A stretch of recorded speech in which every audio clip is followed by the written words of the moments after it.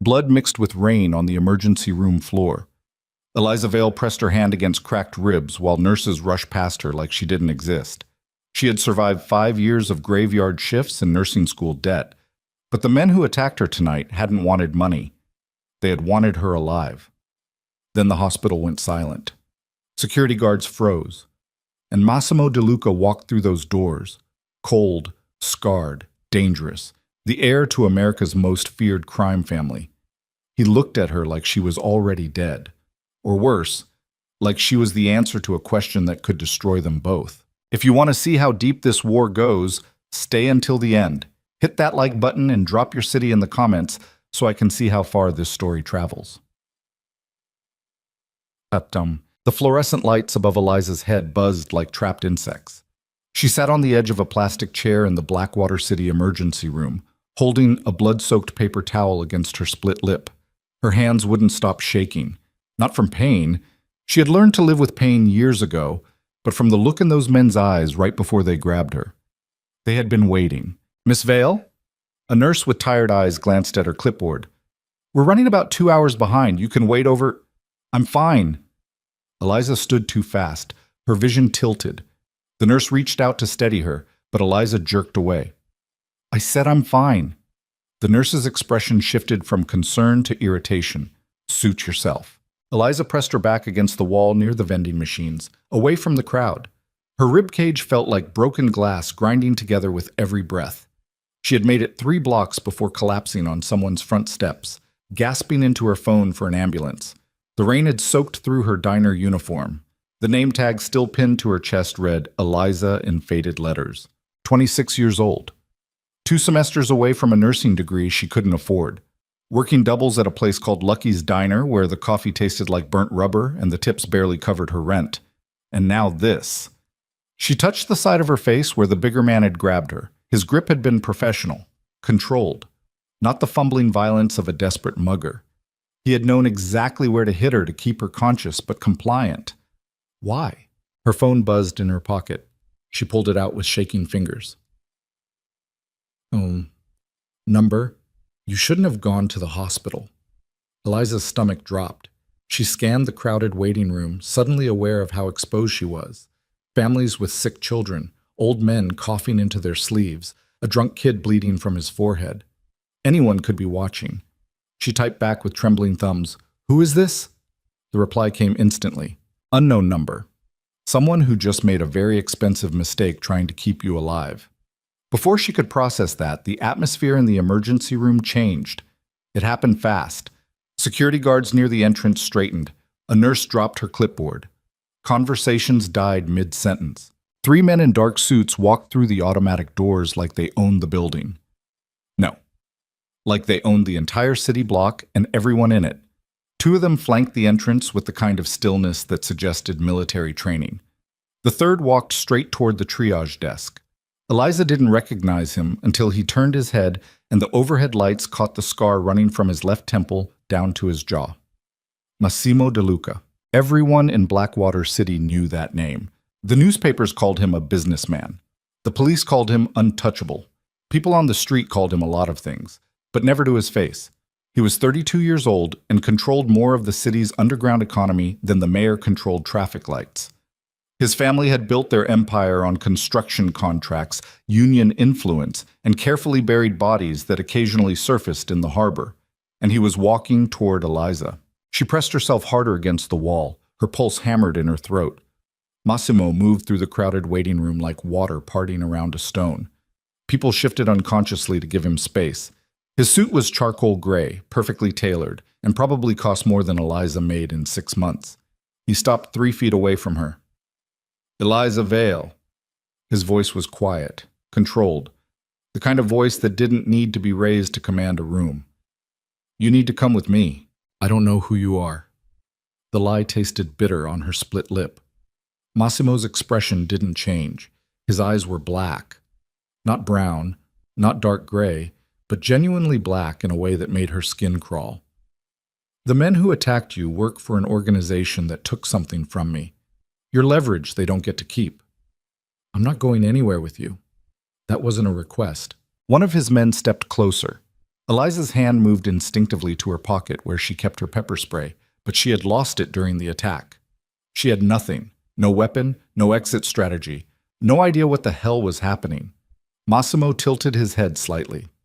You can walk out of here with me right now, or you can wait for the police to show up and start asking questions you don't have answers to. Either way, you're not safe here. Why would I be safer with you? Something flickered in his expression. Not quite emotion. More like recognition of a reasonable question. Because the people looking for you want information. I just want to know why my brother spent the last 3 months following you around Blackwater City before he disappeared. Eliza's breath caught. What? Massimo pulled a phone from his jacket and held it up. The screen showed a photograph taken from across the street. Eliza leaving Lucky's diner at the end of her shift, exhausted and oblivious. The timestamp read 3 weeks ago. He swiped to the next image. Eliza at the grocery store, then outside her apartment building, then at the library where she studied between shifts. My brother Luca took these. Massimo's voice was cold, clinical. He's been obsessed with you since February. I didn't know until tonight when I started looking for him and found a storage unit full of surveillance photos, traffic camera footage, and background checks on everyone you've ever spoken to. Eliza felt dizzy. I don't know your brother. I've never... I know. Massimo pocketed the phone. That's what makes this interesting. Luca was investigating something, and you're connected to it whether you realize it or not. 2 hours ago, someone grabbed him outside a warehouse near the docks. Same people who sent those men after you. That's not my problem. It became your problem the moment you walked into that emergency room and triggered every security alert between here and the harbor. He glanced at one of his men, who nodded toward the entrance. We have maybe 5 minutes before this building is surrounded by people who don't care about witness statements or collateral damage. Eliza looked past him toward the triage desk. A nurse was staring at them with the phone pressed to her ear. 2 security guards hovered near the exit, uncertain whether to intervene. If I leave with you, Eliza said quietly, what happens to me? Massimo's expression was unreadable. You answer my questions. You stay alive. And maybe we figure out what your connection is to my brother before someone else does. And if I refuse, then I leave you here and send flowers to your funeral. It wasn't a threat. It was a prediction delivered with the certainty of a man who had seen enough violence to recognize the patterns. Eliza pushed off the wall. Pain shot through her ribs, but she forced herself to stand straight. I want your word that you won't hurt me. You don't get my word. You get my self-interest. Right now, keeping you breathing is more valuable than anything else. He turned without waiting for her response. We're leaving, now. She followed him because she didn't have a better option. The moment they stepped outside, rain hammered down from a sky that looked like bruised metal. 2 black SUVs idled at the curb with their engines running.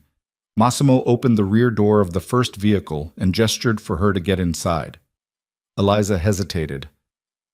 I can have Marco pick you up and put you in the car, Massimo said. Or you can get in yourself. Choose fast. She climbed inside. The interior smelled like leather and gun oil. Massimo slid in beside her and pulled the door shut. The driver didn't wait for instructions. The SUV pulled away from the curb as the second vehicle fell in behind them. They drove in silence through the rain-soaked streets of Blackwater City. Eliza watched the familiar buildings blur past the tinted windows. The shuttered storefronts, the graffiti-covered bus stops, the late-night convenience stores where she used to buy instant ramen when money got tight. Where are we going? She finally asked. Somewhere secure. That's not an answer. Massimo glanced at her.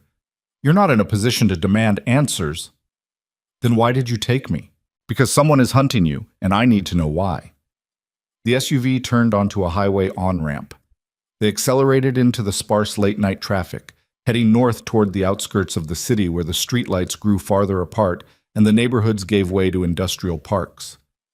Eliza pressed her hand against her ribs. The pain was getting worse. I need a doctor. You'll get one. When? When we arrive. She wanted to scream at him, to demand he turn the car around and let her go back to her shitty apartment and her graveyard shifts and her student loan debt. But she could still feel those men's hands on her, could still hear the way the bigger one had said, "Don't kill her," like he was giving directions to a mechanic. What's your brother's name? She asked. Luca. What does he look like? What? Massimo pulled his phone out again and showed her a photograph. A young man in his mid-20s with dark hair and a sharp smile. Handsome in an arrogant way, wearing a leather jacket and standing in front of what looked like a sports car. Eliza studied the image. I've never seen him before. You sure? Positive. Massimo pocketed the phone. Then why was he following you? I don't know. Think harder. I'm a waitress, Eliza said through clenched teeth. I work doubles at a diner, I go to school when I can afford the tuition, and I barely make rent every month. I'm nobody. There's nothing about me worth following. Someone disagrees. The SUV turned off the highway onto a narrow road that cut through dense trees. No streetlights now, just the headlights cutting through the rain and the sound of tires on wet asphalt. They drove for another 10 minutes before iron gates appeared ahead, flanked by security cameras and motion sensors. The gates opened automatically. They drove through and up a long driveway that curved between manicured lawns and ornamental trees. Then the house came into view. It wasn't a house. It was a fortress disguised as an estate. 3 stories of stone and glass, floodlights illuminating the perimeter. Armed men in dark clothing stationed near every entrance. The kind of place that appeared in architectural magazines under the category of luxury real estate, but functioned as something far more dangerous. The SUV stopped under a covered portico. Massimo opened his door and stepped out without looking back. One of his men opened Eliza's door and waited. She climbed out slowly. Rain pounded the roof above her head. The air smelled like wet grass and money. This way. Massimo walked toward the entrance. Eliza followed because she didn't know what else to do. Inside, the house was all marble floors and expensive art. A chandelier hung from the vaulted ceiling like frozen rain. Somewhere deeper in the building, she heard voices, low conversations that stopped the moment Massimo appeared. He led her down a hallway lined with closed doors. At the end, he pushed open a heavy wooden door and gestured for her to enter. The room beyond was some kind of private office. Dark wood furniture. Floor-to-ceiling windows overlooking the grounds. A desk covered in papers and a laptop still glowing with an open spreadsheet. Sit. Massimo pointed at a leather chair near the desk. Eliza sat.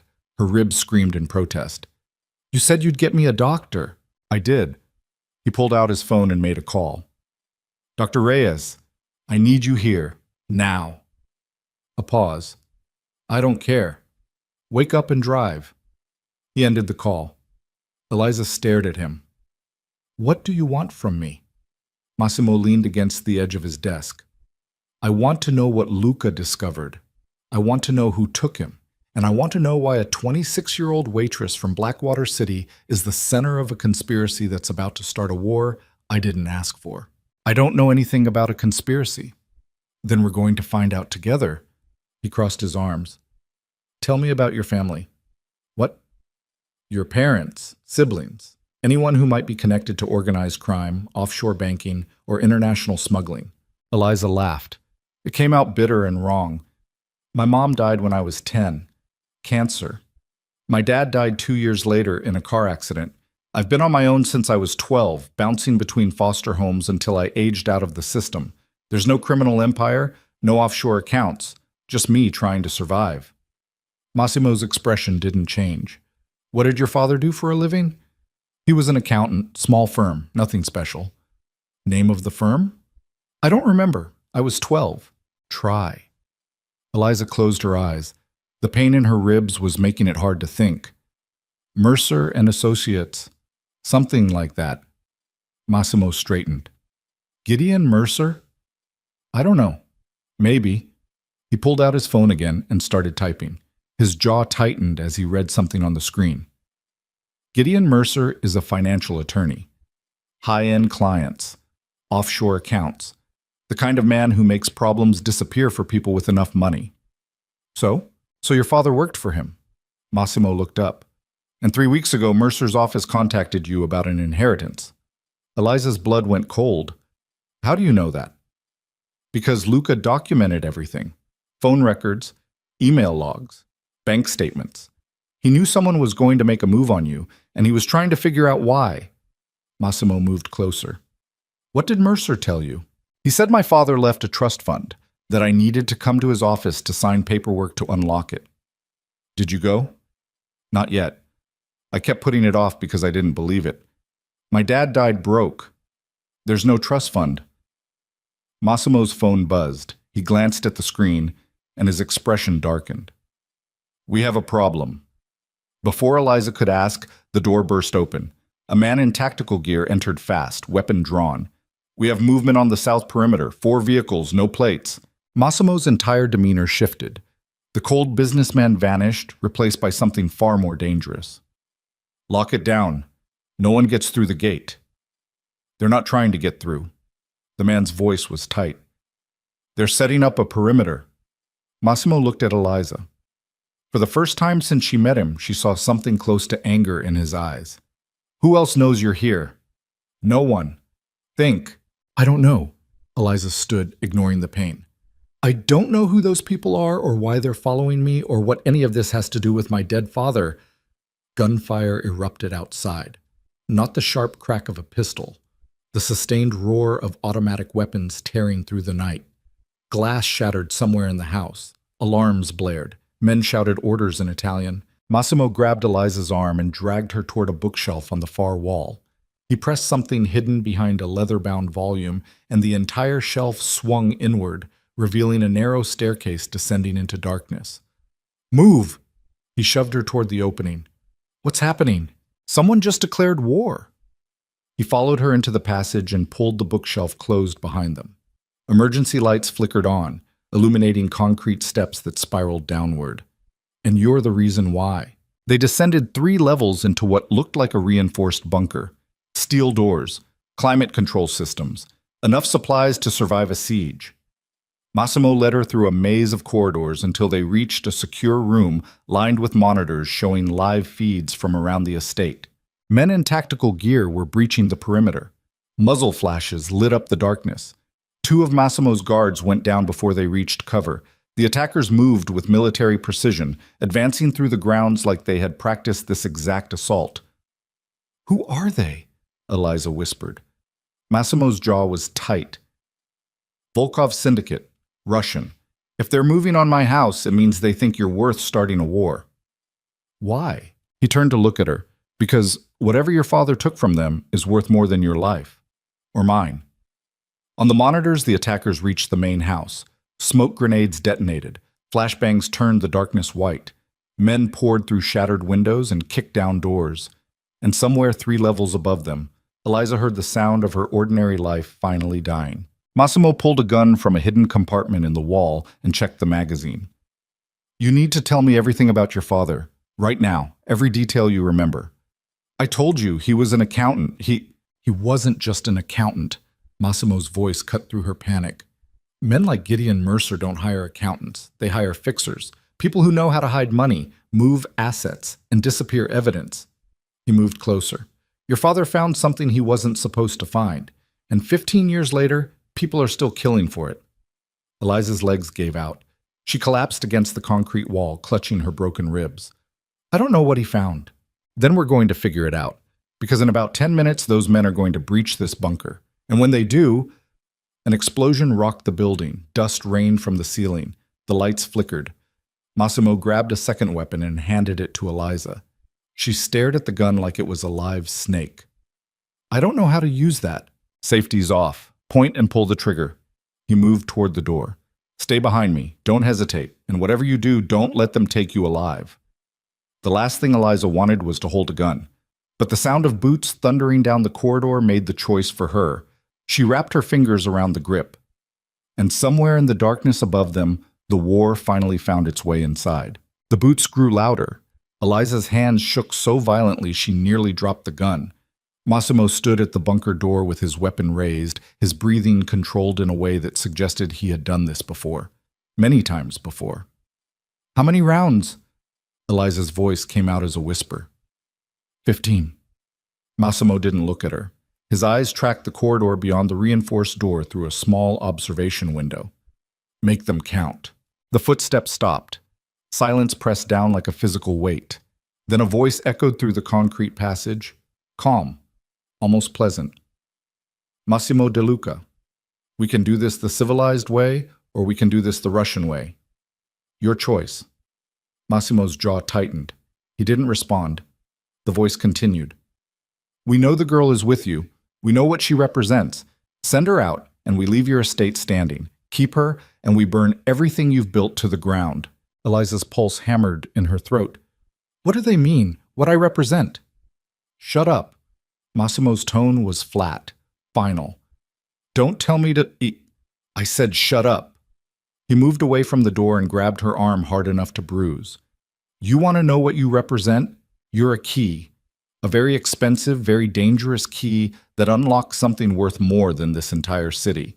And right now, everyone with a gun and a grudge wants to use you. I don't know what you're talking about. Then start remembering. He released her and moved back to the door. Because in about 30 seconds, those men are going to breach this room, and if you can't give me something useful, we're both dead. Eliza's mind raced. Her father, the accountant, the car accident that wasn't really an accident, the trust fund that shouldn't exist. None of it made sense. She was a waitress. She was nobody. The explosion came without warning. The bunker door blew inward in a spray of twisted metal and concrete dust. The shockwave threw Eliza backward into the monitors. Her head cracked against something hard. Vision blurred, ears ringing. Through the smoke, figures moved fast. Massimo fired 3 times. A man dropped. Then another. But there were too many. They poured through the opening like water through a broken dam, spreading out with tactical precision. Someone grabbed Eliza from behind. She twisted, tried to break free, but the grip was iron. The gun fell from her hands and clattered across the floor. Got her! The man's accent was thick, Eastern European. Southeast corner! Massimo spun and fired. The bullet caught the man in the shoulder. He screamed and released Eliza, stumbling backward. She scrambled for the fallen weapon, but a boot kicked it away before her fingers reached it. A different man stood over her now, older, scarred. He pointed his weapon at her head with the casual indifference of someone who had killed enough people to stop keeping count. Don't move, Devichka. His voice was gravel and cigarettes.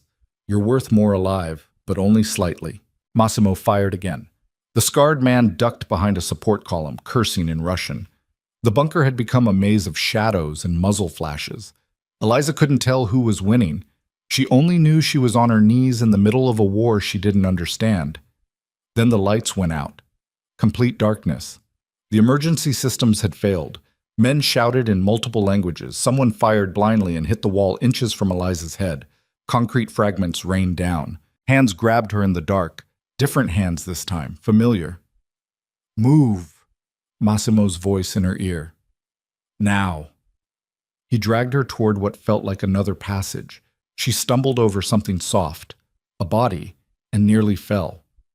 Massimo kept her upright, kept her moving. Behind them, flashlights cut through the darkness. Orders barked in Russian. They ran through a tunnel that smelled like mold and stale air. Eliza's ribs screamed with every breath. Blood ran down the side of her face from where her head had hit the monitors. She couldn't see anything, could only follow the pull of Massimo's hand and trust he knew where he was going. The tunnel opened into a garage. Generator-powered lights flickered on automatically.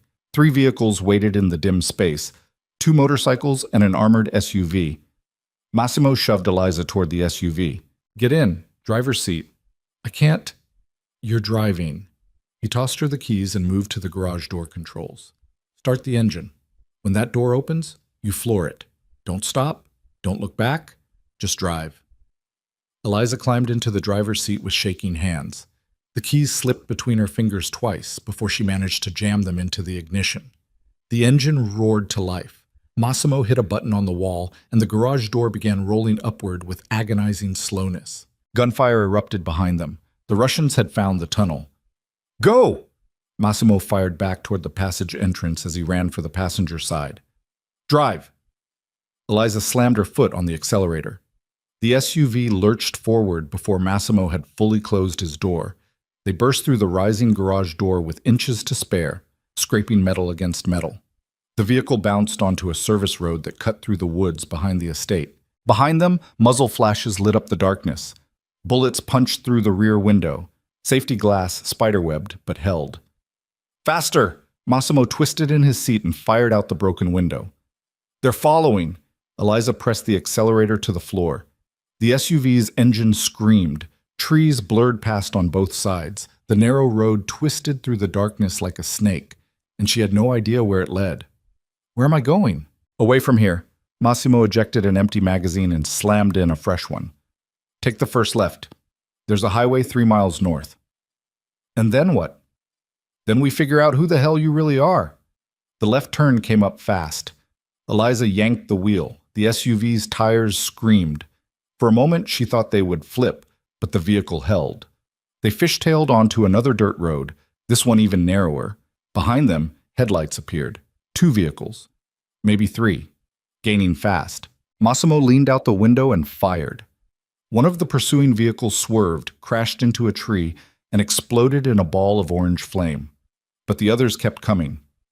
The highway finally appeared ahead, a ribbon of asphalt cutting through the wilderness. Eliza didn't slow down. She hit the on-ramp at 60 miles per hour and merged into sparse late-night traffic. A semi-truck blared its horn as they cut in front of it. Get off at exit 47. Massimo was checking his phone, tracking something on the screen. We need to disappear before they get organized. Eliza's entire body was shaking. Adrenaline burned through her veins like poison. Your house is gone. They'll burn it to ash to cover their tracks. His voice was flat. No emotion, just calculation. Everything in that building is evidence now. Evidence the police will never see. Those were people. Your people. They knew what they signed up for. Massimo didn't look at her. Exit 47. Don't miss it. She took the exit too fast. The SUV's tires screamed again. They rocketed down a ramp into an industrial area. Warehouses and shuttered factories and empty parking lots stretching into darkness. Turn right at the intersection, then left, then right again. Eliza followed his directions without questioning. They wound through the industrial maze until Massimo finally told her to stop in front of a warehouse that looked abandoned. Graffiti covered the walls. Broken windows stared down like empty eyes. Kill the engine. Massimo opened his door and stepped out, weapon still in hand. He scanned the area with practiced efficiency. Come on. Eliza climbed out on trembling legs. What is this place? Somewhere they won't look, not immediately. He moved to the warehouse's side entrance and pulled out a key. The door opened with a rusty groan. Inside. The warehouse interior was a single cavernous space filled with shadows and the smell of old motor oil. Massimo led her to a corner where someone had set up a makeshift living area. A cot, a table, a few chairs, and a portable generator. He hit a switch. Fluorescent lights flickered on overhead, revealing walls covered in photographs and documents connected by red string. It looked like something from a detective thriller. Conspiracy boards, surveillance images, maps marked with locations and dates. And in the center of it all, Eliza saw her own face staring back at her. Dozens of photographs. Her leaving work. Her at the grocery store. Her at the library. Some taken from a distance. Others close enough to see the exhaustion in her eyes. What the hell is this? Her voice cracked. Luca's work. Massimo moved to the board and studied it like he was seeing it for the first time. He spent 3 months building this, trying to understand why you mattered. Eliza stepped closer. One photograph showed her father, younger, smiling, standing in front of an office building. The caption beneath read Mercer and Associates, 2009. Another showed a newspaper clipping about a car accident. Local accountant dies in highway crash. This is insane. Eliza's hands clenched into fists. You had your brother stalking me for months. You brought me to your house. You put a gun in my hands, and now you expect me to... I didn't know about this until tonight. Massimo's voice was cold. Luca went rogue, started investigating something without telling me. By the time I realized what he was doing, he was already gone. Then why am I still here? Why didn't you just leave me at the hospital? Because the moment I saw this board, I knew you were the center of something bigger than a missing brother. He pulled down one of the photographs. A man in an expensive suit standing outside what looked like a private club. Recognize him? Eliza studied the image. The man was in his 50s, silver hair, cold eyes. No, Victor Draven. He's a broker. Connects people who need things with people who can provide them. Weapons, information, bodies, whatever the market demands. Massimo's jaw tightened. 3 days ago, Luca met with him. Whatever they discussed, it got my brother kidnapped and turned you into the most valuable target in Blackwater City. I don't know this man. Maybe not. But he knows you. Massimo pulled down another photograph. This one showed Victor Draven standing with a woman Eliza didn't recognize. That's Katerina Volkov. She runs the Russian syndicate's operations in North America. Her men just attacked my estate. Eliza's stomach dropped. Why? That's what we're going to find out. Massimo moved to the table and opened a laptop. The screen glowed to life, showing encrypted files and digital records. Luca was trying to trace a financial trail, offshore accounts, shell corporations, money moving through systems designed to be invisible. I don't know anything about offshore accounts. Your father did. Massimo clicked through files. According to Luca's research, your father worked for Gideon Mercer from 2005 to 2011. During that time, Mercer's firm handled financial arrangements for some of the most dangerous organizations on the East Coast. The DeLuca family, the Volkov Syndicate, the Chicago outfit, everyone with money they needed to hide. Eliza's head spun. My dad was just an accountant. Your dad was a forensic accountant who knew how to follow money trails no one else could see. Massimo looked up from the laptop. And in 2011, he found something big enough that he faked his own death to disappear. That's impossible. I saw his body. I went to his funeral. You saw a body. Massimo pulled up a document on the screen. Luca obtained the autopsy report. The man buried in your father's grave was a John Doe pulled from the river 3 days before the supposed car accident. Similar age, similar build, burned badly enough that visual identification was impossible. Eliza's legs gave out. She collapsed into one of the chairs, her ribs screaming. No, that's not... He's dead. I was 12 years old. I watched them lower him into the ground. I know. Massimo's voice softened fractionally. And I know what it's like to realize everything you believed was a lie. She looked up at him. If he's alive, where is he? Hiding. Probably somewhere far from here.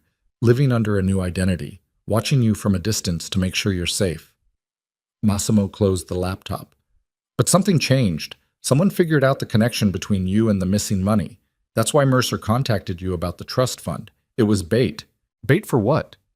To flush your father out of hiding. If he's been watching you all these years, he'll come running the moment you're in real danger. Massimo's expression hardened, which means every organization looking for those offshore accounts is now looking for you. Not to kill you, to use you. Eliza pressed her hands against her face. The pain in her ribs was nothing compared to the feeling that her entire life had been torn apart and reassembled wrong. I can't do this. I'm just trying to get through nursing school. I work doubles at a diner. I don't know anything about crime families or offshore accounts or... Then you're going to learn fast. Massimo moved closer. Because in about 6 hours, the sun's going to rise, and every syndicate between here and Chicago is going to start looking for you. The only reason you're alive right now is because they think you know something. The moment they realize you don't, they'll kill me. No, they'll torture you until you give them something useful. Then they'll kill you. He pulled out his phone. But if we move fast, we can use their greed against them. How? By finding your father before they do. Massimo started typing.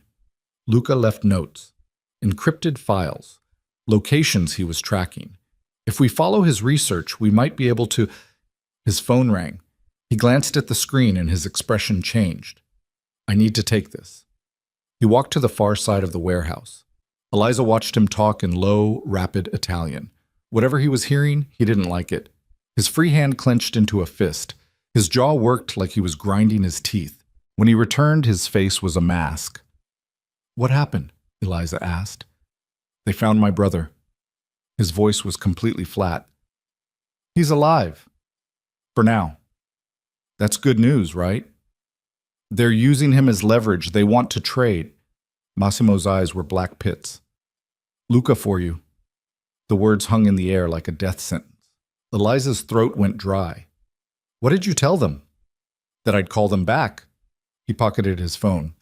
We have until noon tomorrow to decide. There's nothing to decide. Eliza stood despite the pain in her ribs. I won't let someone die because of me. This isn't a negotiation. They'll kill both of you the moment the exchange happens. Massimo moved to the conspiracy board and stared at it like it held answers he couldn't see. We need a different play. What if I go to Gideon Mercer, ask him about the trust fund? Maybe he knows how to contact my father. Mercer is part of this. He's been feeding information to the Russians. Massimo pulled down a photograph showing Mercer shaking hands with Katerina Volkov. If you walk into his office, you're walking into a trap. Then what do we do? Massimo was quiet for a long moment. When he finally spoke, his voice was different, quieter, more dangerous. We go see Victor Draven. The broker? You said he's connected to all of this. He is, which means he knows more than he's telling. Massimo checked his weapon and holstered it. Draven operates out of a private club downtown, very exclusive, very secure. He meets with clients there every night between midnight and 3 a.m. Eliza checked her phone. It was almost 1 in the morning. You want to walk into a place where everyone wants me dead and just ask him questions? No. I want to walk in there and make him understand that keeping secrets is more dangerous than telling the truth. Massimo pulled a different gun from a hidden compartment in the wall and handed it to her. You know how to use this now? She took the weapon with numb fingers. Point and pull the trigger. Good enough. He moved toward the warehouse entrance. We have 2 hours before sunrise. Let's see how much we can learn before the city wakes up. Stopped. The club was called Elysium, and it looked like a church that had sold its soul for profit. Gothic architecture. Stained glass windows that probably cost more than Eliza's entire education. A doorman in a suit that fit like armor. Massimo walked straight up to the entrance like he owned the building. The doorman's expression shifted from professional courtesy to genuine fear in the space of a heartbeat. Mr. DeLuca, we weren't expecting... I don't care. Massimo pushed past him. Where's Draven? 3rd floor, private lounge, but he's with clients. Massimo was already inside. Eliza followed, acutely aware of the weight of the gun tucked into her jacket pocket. The interior of Elysium was all dark wood and low lighting. Jazz music drifted from hidden speakers. Well-dressed people sat in leather booths, conducting conversations in voices too quiet to overhear. Everyone stopped talking the moment Massimo entered. He ignored them and headed for the stairs. Eliza stayed close, her heart hammering. They climbed to the 3rd floor, where a different kind of atmosphere prevailed. Quieter. More exclusive. Guards stationed at regular intervals. One of them stepped forward to intercept Massimo. He was built like a wall and had the dead eyes of a professional killer. Private floor, Mr. DeLuca. No guests without... Massimo hit him. One precise strike to the throat. The guard dropped, gasping. The other guards reached for their weapons, but Massimo already had his gun out. Anyone else want to make this difficult? They backed down. Smart men who knew when a fight wasn't worth the cost. Massimo walked down the hallway to a set of double doors at the end. He kicked them open without knocking. The room beyond was a private lounge. Leather furniture. A bar stocked with bottles that probably cost thousands of dollars each. And sitting in the center of it all, looking entirely unsurprised, was Victor Draven. He was older than his photographs suggested. Silver hair perfectly styled, suit that probably cost more than Eliza made in a year. He held a glass of amber liquid and smiled like Massimo had just told an amusing joke. Massimo De Luca, I was wondering when you'd show up. His voice was smooth, cultured, the kind of voice that could sell anything to anyone. And you brought the girl. How convenient. 2 other men sat on the couches flanking Draven. They stood when Massimo entered, hands moving toward concealed weapons. Sit down, Draven said mildly. Let's keep this civilized. Where's my brother? Massimo's gun didn't waver. Safe. For the moment. Draven took a sip of his drink. Though I imagine his situation is rather uncomfortable. Katerina has a flair for the dramatic. You brokered the deal. I facilitate connections. What people do with those connections is their business. Draven's eyes shifted to Eliza. Hello, Miss Vale. You've caused quite a commotion in our little world. Eliza's mouth was dry. I didn't ask for any of this. No one ever does. Draven gestured to the empty chairs. Please, sit. Let's discuss this like civilized people. We're not civilized, Massimo said. We're the people you call when civilization fails. Draven's smile widened. True. But that doesn't mean we can't enjoy good scotch while we negotiate. He poured 2 more glasses without waiting for an answer. The question isn't whether you're going to trade Miss Vale for your brother. The question is what you're willing to pay to keep them both alive. I'm not trading anyone. Then your brother dies, and Miss Vale becomes Katerina's property. She'll spend the next 6 months in a very unpleasant facility while very unpleasant people try to extract information she doesn't have. Draven's voice remained pleasant. Or we can make a different arrangement. Massimo moved closer. What kind of arrangement? The kind where everyone gets what they want. Katerina gets access to the offshore accounts. You get your brother back. Miss Vale gets to live. Draven set down his glass. All you need to do is help us find her father. I don't know where he is, Eliza said, but you will. Draven pulled out a phone and showed her an image. This is a location tracker embedded in the lining of a coat your father gave you when you were 11 years old. You still have it, don't you, in your apartment closet? Eliza's blood went cold. She did have that coat.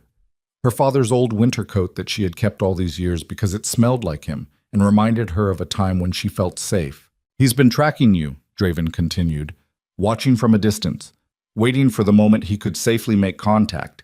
He swiped to another image. Surveillance footage of a man standing across the street from Lucky's diner.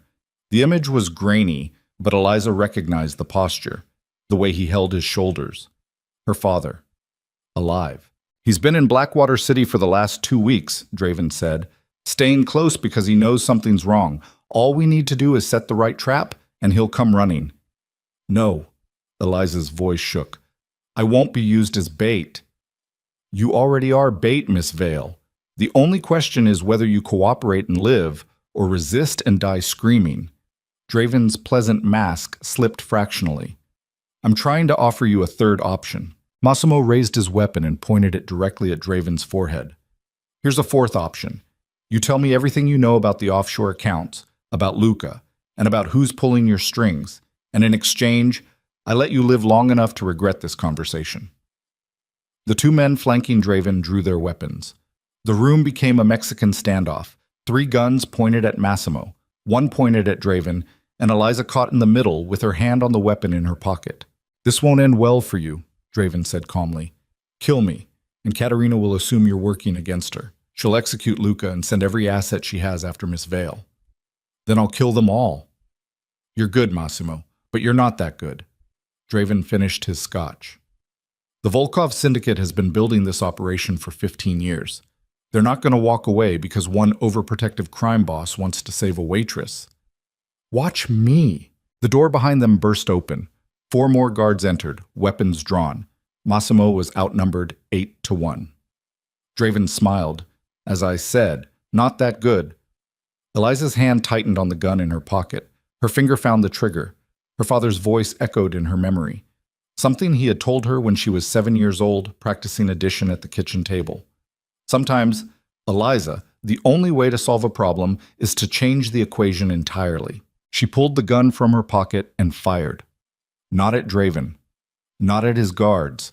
At the massive chandelier hanging from the ceiling directly above them. The crystal fixture shattered. Glass rained down like deadly snow. Everyone dove for cover. Massimo used the distraction to grab Eliza and pull her toward the window. Hold on! He fired 3 shots at the glass. It spiderwebbed, cracked. We're 3 stories up! I know. He wrapped his arm around her waist. Trust me.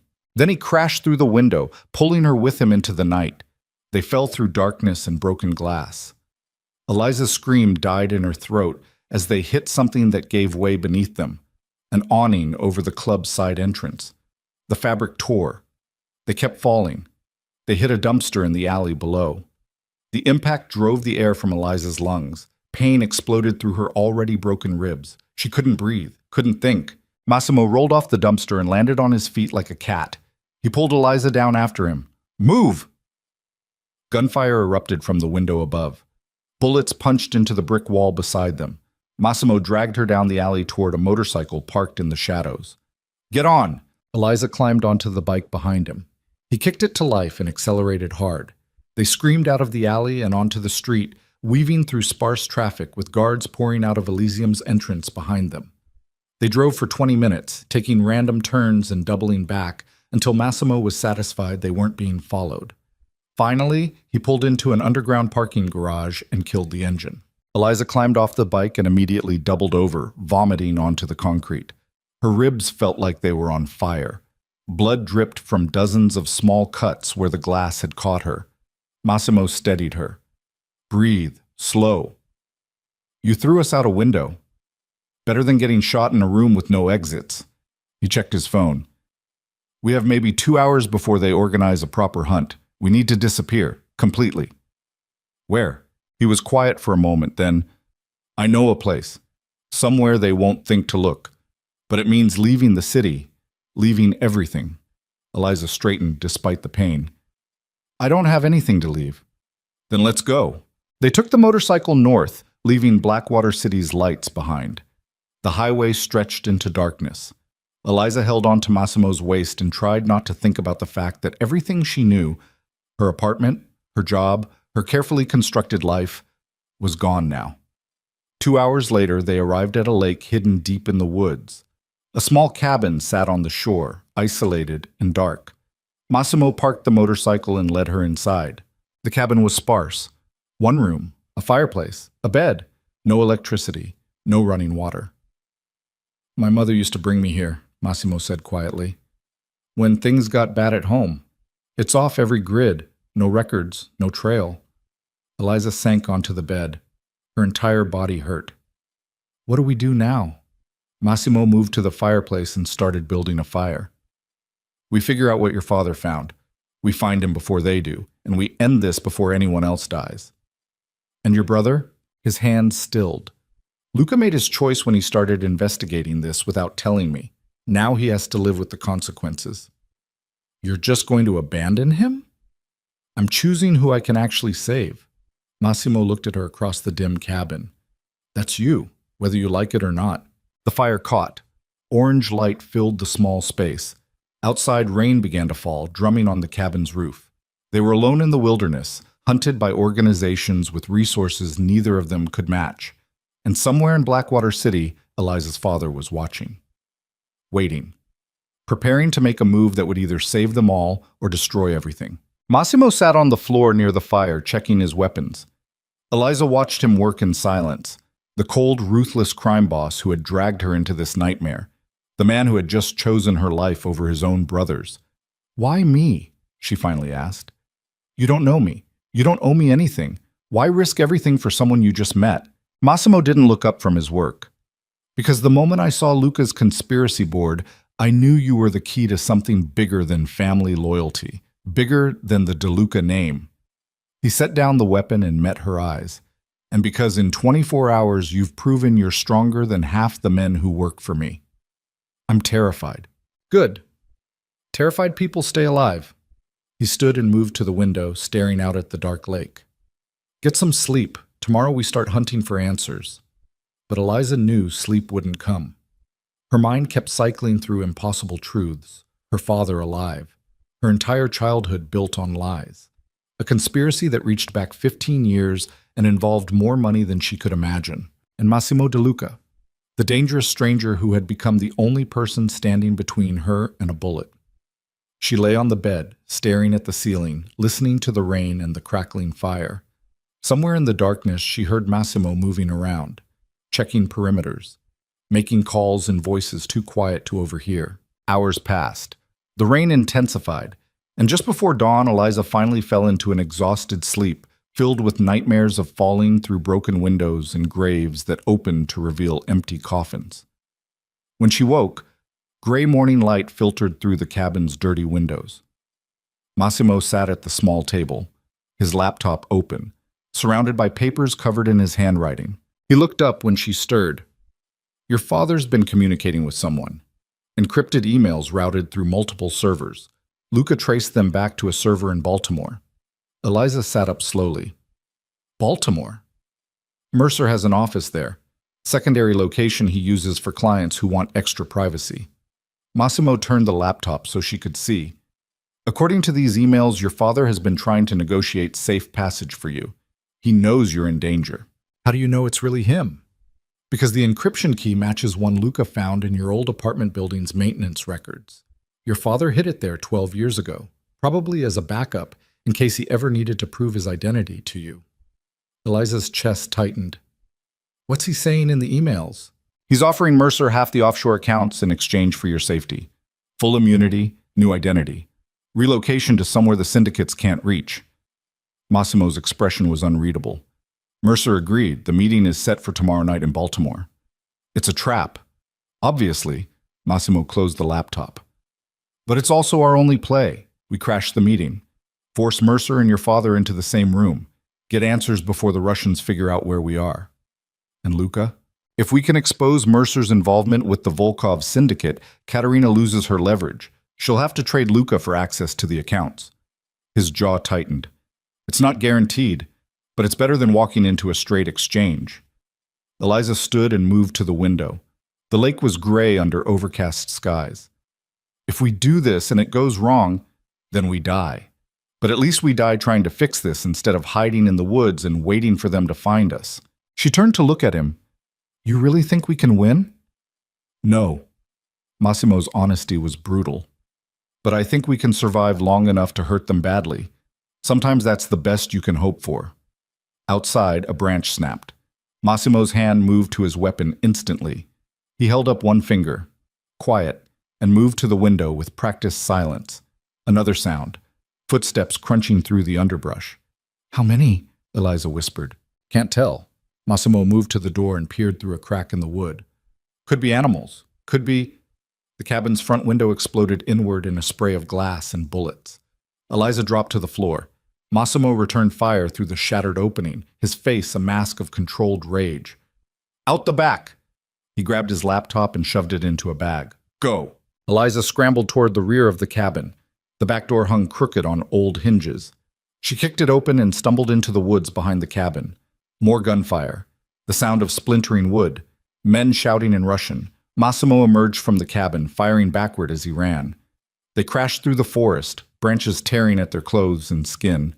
Behind them, their pursuers gave chase. The lake appeared ahead through the trees. A small dock extended into the water, and tied to that dock, a boat. Old. Probably didn't run, but it was their only option. They ran for the dock. Massimo hit the boat first, scrambling into it and reaching for the engine. He pulled the starter cord once, twice. Nothing. The Russians burst from the tree line. Come on! Massimo pulled the cord again. The engine sputtered, died. Bullets chewed into the dock. Eliza threw herself into the boat as Massimo pulled the cord one more time. The engine roared to life. They pulled away from the dock as their pursuers reached the water's edge. Bullets stitched across the lake's surface, coming closer, closer. Then they were out of range, the small boat cutting through the gray water toward the far shore. Eliza looked back at the cabin. Smoke rose from its windows. Everything they had left behind was burning. Massimo steered the boat toward a distant inlet. His expression was hard, cold, defeated. They found us, Eliza said. They'll always find us. That's how this works. He didn't look at her. We need to move faster. Baltimore can't wait. We barely escaped with our lives. Then we'll keep barely escaping until we don't. Massimo's voice was hollow. That's all we have left. The boat cut through the water. Behind them, the cabin burned.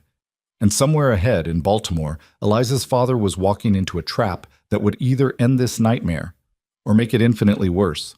The boat's engine died 2 miles from shore. Massimo pulled the starter cord 3 times before giving up. The silence that followed felt like a held breath. Gray water stretched in every direction. No other boats, no witnesses. Just the two of them drifting in a stolen piece of junk while smoke still rose from the burning cabin behind them. We'll have to row. Massimo found 2 oars wedged beneath the seats. He handed one to Eliza. Start paddling. Her arms screamed in protest, but she did it anyway. They rowed in grim silence toward the far shore, where dense forest met the waterline. Every stroke sent pain radiating through her broken ribs. Sweat mixed with lake water and blood from the cuts covering her arms. By the time they reached land, her hands were blistered and raw. Massimo pulled the boat onto a narrow strip of rocky beach and immediately started walking into the woods without waiting for her. Where are we going? Eliza's voice came out hoarse. Highway's about 3 miles east. We'll steal a car and drive to Baltimore. He didn't slow down, didn't look back. Keep moving. They walked for an hour through thick undergrowth and mud. Eliza's diner uniform was shredded. Her shoes were soaked through. Everything hurt, but she kept walking because the alternative was dying in these woods. When they finally reached the highway, Massimo scanned the sparse traffic with predatory focus. A rest stop sat a quarter-mile down the road. He pointed toward it. There. We find something with Maryland plates and take it. They stayed in the tree line until they reached the rest stop parking lot. A dozen vehicles scattered across the asphalt. Families, truckers, people living normal lives who had no idea two fugitives were about to steal their transportation. Massimo chose a dark sedan with tinted windows. He pulled a slim tool from his pocket and had the door open in under 30 seconds. Another 30 seconds, and the engine was running. Get in! Eliza climbed into the passenger seat. The interior smelled like fast food and stale coffee. A child's toy was wedged between the seats. She tried not to think about the family they were stealing from. Massimo pulled out of the rest stop and merged onto the highway heading south. They drove in silence for the first hour. Then Eliza's phone buzzed in her pocket. She pulled it out with shaking hands. Unknown number, again. Don't answer it, Massimo said. She answered it anyway, put it on speaker. A man's voice, rough, exhausted, familiar in a way that made her chest ache. Eliza. She couldn't breathe, couldn't speak, couldn't process what she was hearing. It's me, sweetheart. It's your dad. The phone slipped from her fingers. Massimo caught it before it hit the floor, his jaw tight. Who is this really? His voice was cold steel. A bitter laugh came through the speaker. You must be the DeLuca boy dragging my daughter through hell. I've been watching the news. Your estate burned down. Quite a mess. If you're her father, prove it. Eliza has a birthmark on her left shoulder blade shaped like a crescent moon. She broke her arm falling off a swing set when she was 7. And when she was 9, I took her to the aquarium in the city, and she cried because she thought the sharks looked lonely. The voice cracked. That enough proof? Or do you want her social security number too? Eliza grabbed the phone back. Her hands wouldn't stop shaking. Where are you? Baltimore. Where Mercer thinks I'll show up tonight like a lamb to slaughter. A pause. But you're already heading here, aren't you, with the DeLuca boy? Trying to be heroes. Someone has to stop this. Someone did. 15 years ago, I stopped it by disappearing. His voice hardened. And now you've undone everything I sacrificed by getting tangled up with these people. I didn't ask for this. No, you didn't. But that doesn't change reality. He exhaled slowly. Listen to me very carefully, Eliza. Gideon Mercer is not your ally. He's been working with the Volkov Syndicate since the beginning. That meeting tonight, it's designed to trap all 3 of us in the same room so Katerina can clean up loose ends. Then why did you agree to it? Because I'm tired of running, and because I need to look you in the eye and apologize for what I did to you. His voice broke. I've watched you struggle for 15 years, watched you work yourself to exhaustion, watched you survive things that would have destroyed most people. And I couldn't do anything to help because the moment I made contact, I'd paint a target on your back. Tears burned Eliza's eyes. You should have told me you were alive. I know. And I'll spend whatever time I have left regretting that choice. A sound in the background. Footsteps. I have to go. They're moving the meeting location. New address. I'm texting it to you now. The phone buzzed with an incoming message. An address in Baltimore's industrial district. Dad, don't go. It's a trap. Everything's a trap, sweetheart. The question is whether you spring it or let it spring you. Another pause. The DeLuca boy, listening to this conversation. You keep my daughter alive. You understand me? Whatever it costs, whatever it takes. She's still breathing, isn't she? Massimo's voice was flat. Then make sure she stays that way. Because if she dies, the information I've been holding disappears with me. And every organization looking for those offshore accounts will tear this country apart trying to find it. The line went dead. Eliza stared at the phone. Her father, alive, watching her, suffering alongside her from a distance while she thought he was buried in the ground. He's right about Mercer, Massimo said quietly. I've known it since we left the club. Draven and Mercer are both feeding information to Katerina. They've been playing both sides for years. Then why are we still going to Baltimore? Because your father has the access codes, and Katerina has my brother, and somewhere in that meeting, all the pieces come together. He gripped the steering wheel tighter. We crash it, force everyone into the open, and hope the chaos gives us enough time to extract what we need. That's not a plan. That's suicide. You have a better idea? She didn't. They drove through the afternoon and into evening, the sun set behind them in violent shades of orange and red. By the time they reached Baltimore, darkness had fallen and the city lights reflected off the harbor like scattered diamonds. The address her father sent led them to an abandoned shipyard on the industrial waterfront. Rusted cranes loomed against the night sky. Empty warehouses stretched in every direction, the kind of place where bodies got dumped and nobody asked questions. Massimo parked the stolen sedan 3 blocks away. He checked his weapons with mechanical efficiency. 2 pistols, extra magazines, a knife strapped to his ankle. "You stay in the car," he said. "No, this isn't a debate." "You're right, it's not." Eliza pulled out the gun he'd given her at the cabin. "My father's in there. I'm not sitting in a car while you walk into an ambush." Massimo studied her face. Whatever he saw there made him nod once. "Stay behind me. Do exactly what I say. And if I tell you to run, you run. Understood?" "Understood." They approached the shipyard on foot, moving through shadows between buildings. The address led to a warehouse near the water's edge. Light spilled from broken windows on the second floor. Voices carried on the night air. Massimo held up his hand. "Wait." He moved to a side entrance and tested the door. Unlocked. He pushed it open slowly, weapon raised. The interior was a maze of shipping containers and old machinery. Stairs led to the second floor where the voices were coming from. They climbed in silence. Each step felt like a countdown to something inevitable and terrible. At the top of the stairs, a hallway stretched toward a room with an open door. Light. Shadows moving inside. Massimo gestured for Eliza to stay back, but she ignored him and moved forward anyway. They reached the doorway together. Inside, the scene was almost civilized. A table surrounded by chairs. Gideon Mercer sat at one end, silver-haired and immaculate in his expensive suit. Across from him sat a man Eliza barely recognized. Her father, older, grayer, worn down by 15 years of hiding, but alive. His eyes locked onto hers the moment she appeared in the doorway, and something broke in his expression. "Eliza." "Nobody move." Katerina Volkov stepped from the shadows behind Mercer. She held a gun pointed at Eliza's father's head. How predictable.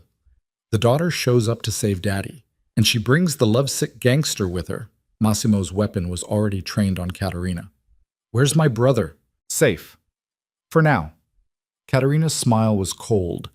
"Though his condition deteriorates by the hour, hunger, dehydration, the usual, let him go.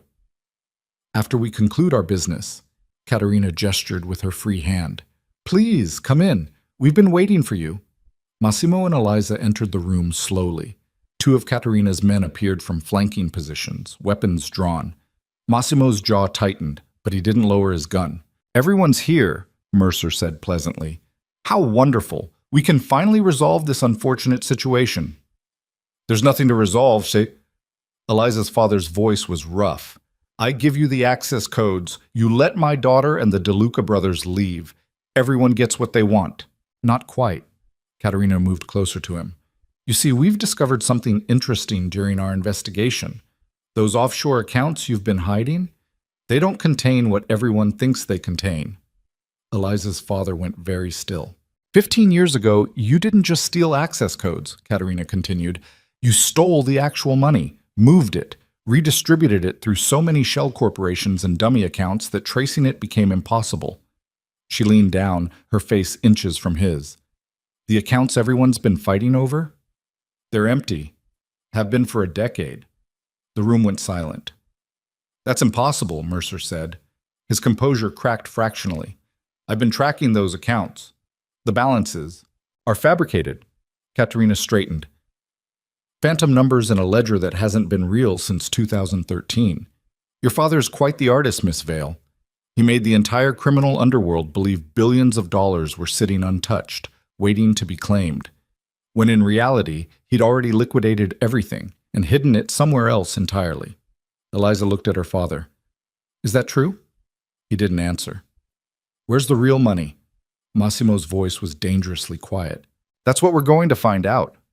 Katerina nodded to her men. They moved forward and grabbed Eliza, slamming her into a chair. Another man did the same to Massimo, disarming him efficiently. Don't touch her! Eliza's father lunged forward, but Katerina pressed her gun against his temple. Sit. Down. He sat. Mercer stood and walked to the window, staring out at the dark harbor. This is quite the revelation. I've spent 15 years managing a ghost. The Chicago outfit, the DeLuca family, the Bratva. Every major organization on the East Coast has been searching for money that no longer exists in those accounts. Which means you've been lying to all of them, Massimo said. How long until they figure that out? Mercer turned back. That's why we need the truth. Tonight. Before anyone else realizes they've been chasing shadows. Katerina pressed the gun harder against Eliza's father's head. Where is the real money? Distributed. His voice was hollow. 100 different accounts across 30 countries.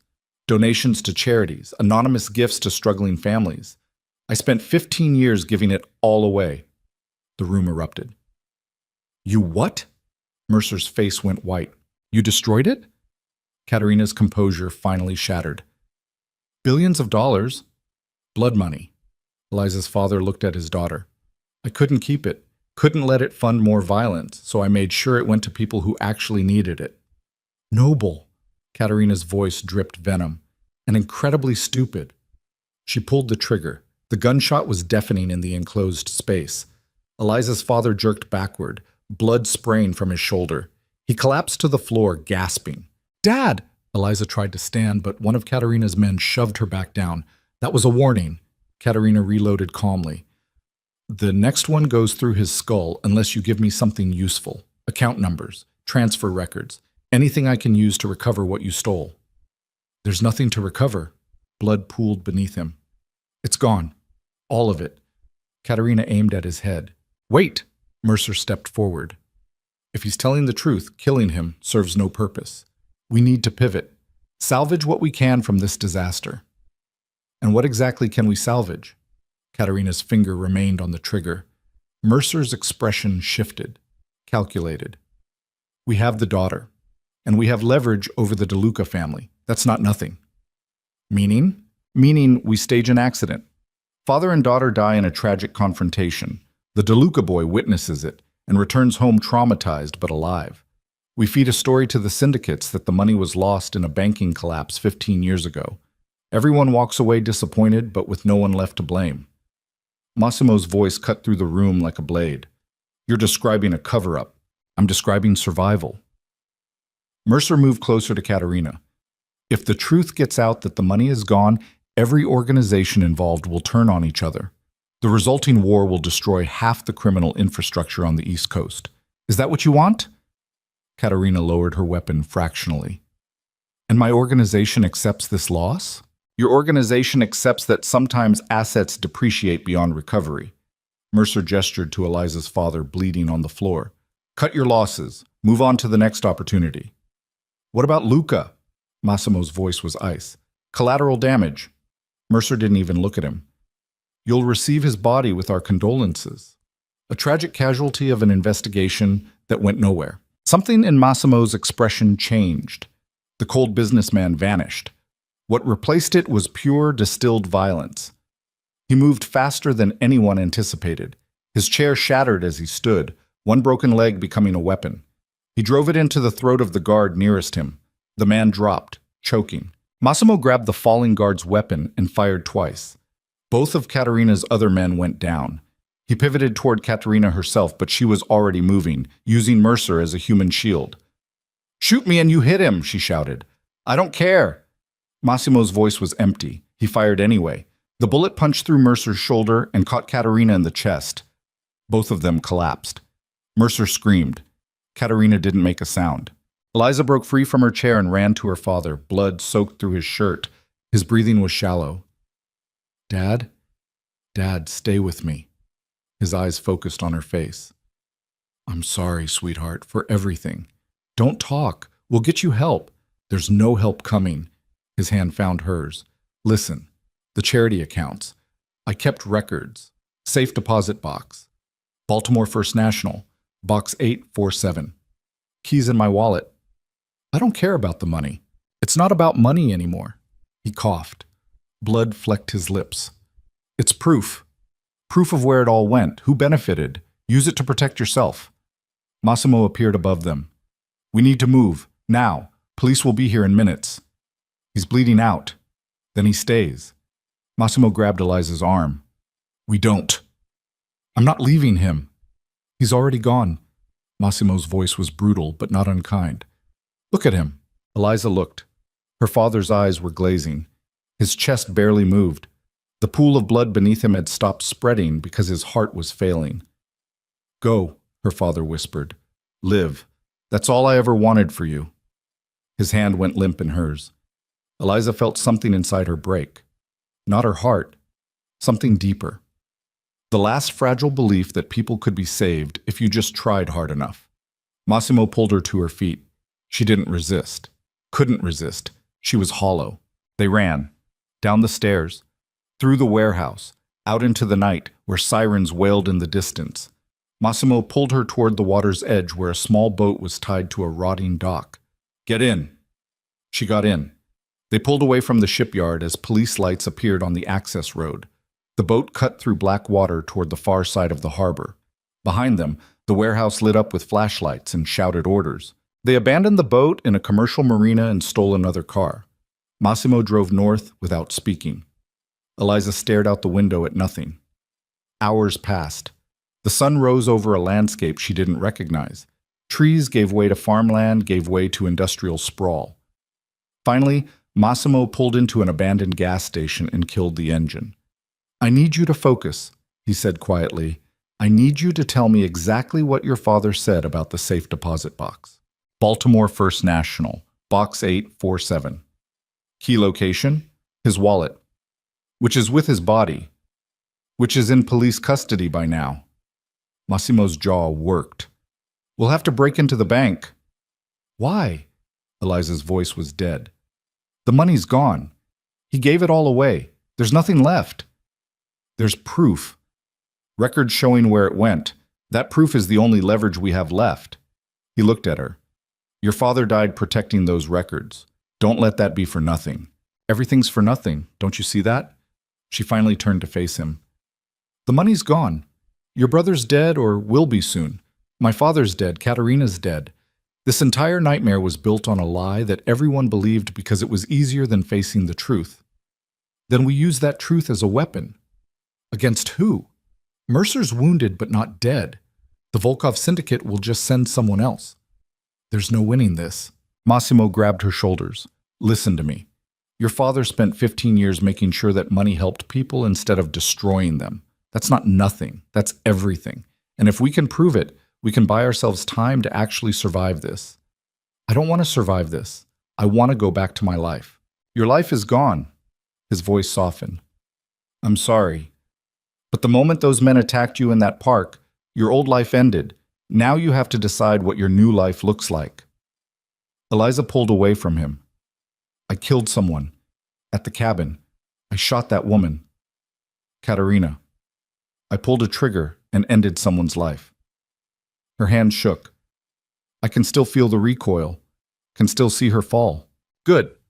That means you're not broken yet. Massimo opened his door. Stay here. I need to make some calls. He walked to the edge of the gas station lot and pulled out his phone. Eliza watched him pace and gesture and argue with people she couldn't hear. The exhaustion was so profound it felt like drowning. When Massimo returned, his expression was grim. Luca's alive. Katerina's second-in-command confirmed it. They're willing to trade him for the bank records. That's not a trade, that's them cleaning up. I know. Massimo started the engine. But it's the only play we have left. We get those records, we trade them for my brother, and then we disappear before anyone realizes we're still breathing. And if they kill us anyway, then we die trying. He pulled out of the gas station, which is better than dying hiding. They drove to Baltimore in tense silence. The bank was a stone building in the financial district, imposing, secure, designed to keep people like them out.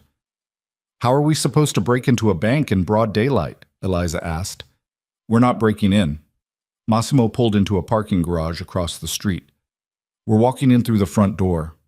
They'll ask for ID, the key. Verification. I know. He reached into the back seat and pulled out a leather bag. Inside were documents. Multiple IDs, credit cards. I had these made years ago. Emergency identities in case the DeLuca name became a liability. He handed her an ID. The photograph was close enough to pass. The name read Sarah Mitchell. You're a financial consultant from New York, Massimo said. I'm your attorney. We're accessing your late father's safe deposit box to retrieve estate documents. Keep your answers short. Let me do most of the talking. This won't work. It will if you commit to it. He met her eyes. Right now you're not Eliza Vale. You're Sarah Mitchell, and Sarah Mitchell has never seen a dead body or fired a gun or watched her father bleed out on a warehouse floor. She's just a consultant doing paperwork. Can you be here for 20 minutes? Eliza took the ID, stared at the name, Sarah Mitchell. A woman who had never been hunted, never been betrayed, never been broken. Yeah, she said quietly. I can be her. They walked into the bank at 10 in the morning. The interior was all marble and vaulted ceilings and the quiet hush of serious money. A receptionist greeted them with professional warmth. Good morning. How can we help you today? Safe deposit box access. Massimo's entire demeanor had changed. He was polished, refined, nothing like the dangerous man who had thrown her out a window 2 nights ago. Box 847 under the name Richard Mitchell. The receptionist checked her computer. I'll need to see identification and the key. Of course. Massimo produced his attorney ID and gestured to Eliza. My client has the key. Eliza's mind went blank. She didn't have the key. The key was in her father's wallet, in police custody. Her voice faltered. I think I left it in the car. You think? The receptionist's professional warmth cooled slightly. I'm sorry, it's been a difficult week. My father just passed and I'm still processing. Her voice broke authentically because it wasn't Sarah Mitchell talking anymore. It was Eliza. Can you give me a moment to check? The receptionist's expression softened. Take your time. Massimo guided Eliza outside. Once they were in the parking garage, his composure cracked. We need that key. I know. The police have it, which means we either break into evidence lockup or we tell the bank we lost it and pay for the box to be drilled, Eliza interrupted. That's an option, right?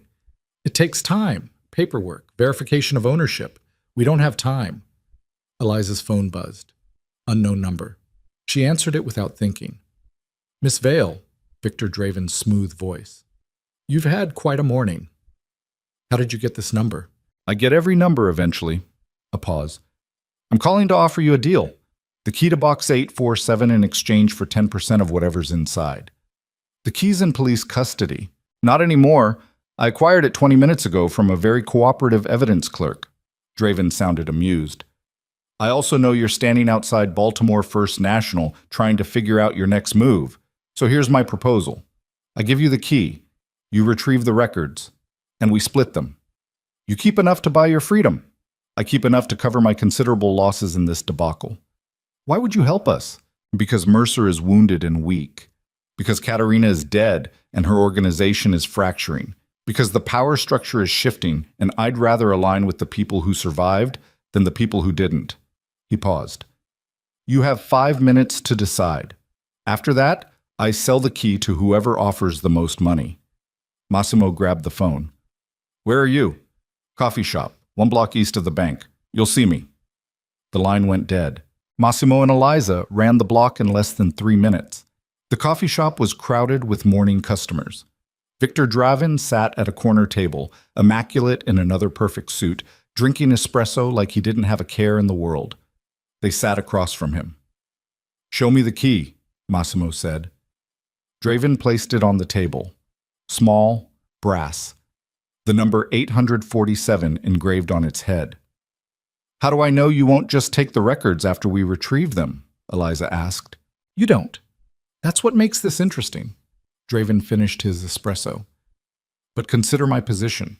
If I wanted you dead, you'd already be dead. If I wanted the records for myself, I'd have broken into that box myself. What I want is a new arrangement, one where we all benefit from this mess instead of continuing to tear each other apart. 10%, Massimo said. 10% of records proving billions of dollars went to charities and legitimate businesses. Draven smiled. That's leverage worth far more than money. It's proof that the entire criminal underworld has been chasing ghosts. Do you understand how valuable that information is? How many organizations will pay to suppress it? How many governments will pay to publish it? Eliza's hand moved toward the key. What's stopping me from taking this and walking away? Nothing, except the two men waiting outside who will follow you to the bank and kill you the moment you exit with those records. Draven's smile never wavered. I'm offering partnership. Take it or leave it. Massimo and Eliza exchanged a look. They didn't have a choice. Didn't have leverage.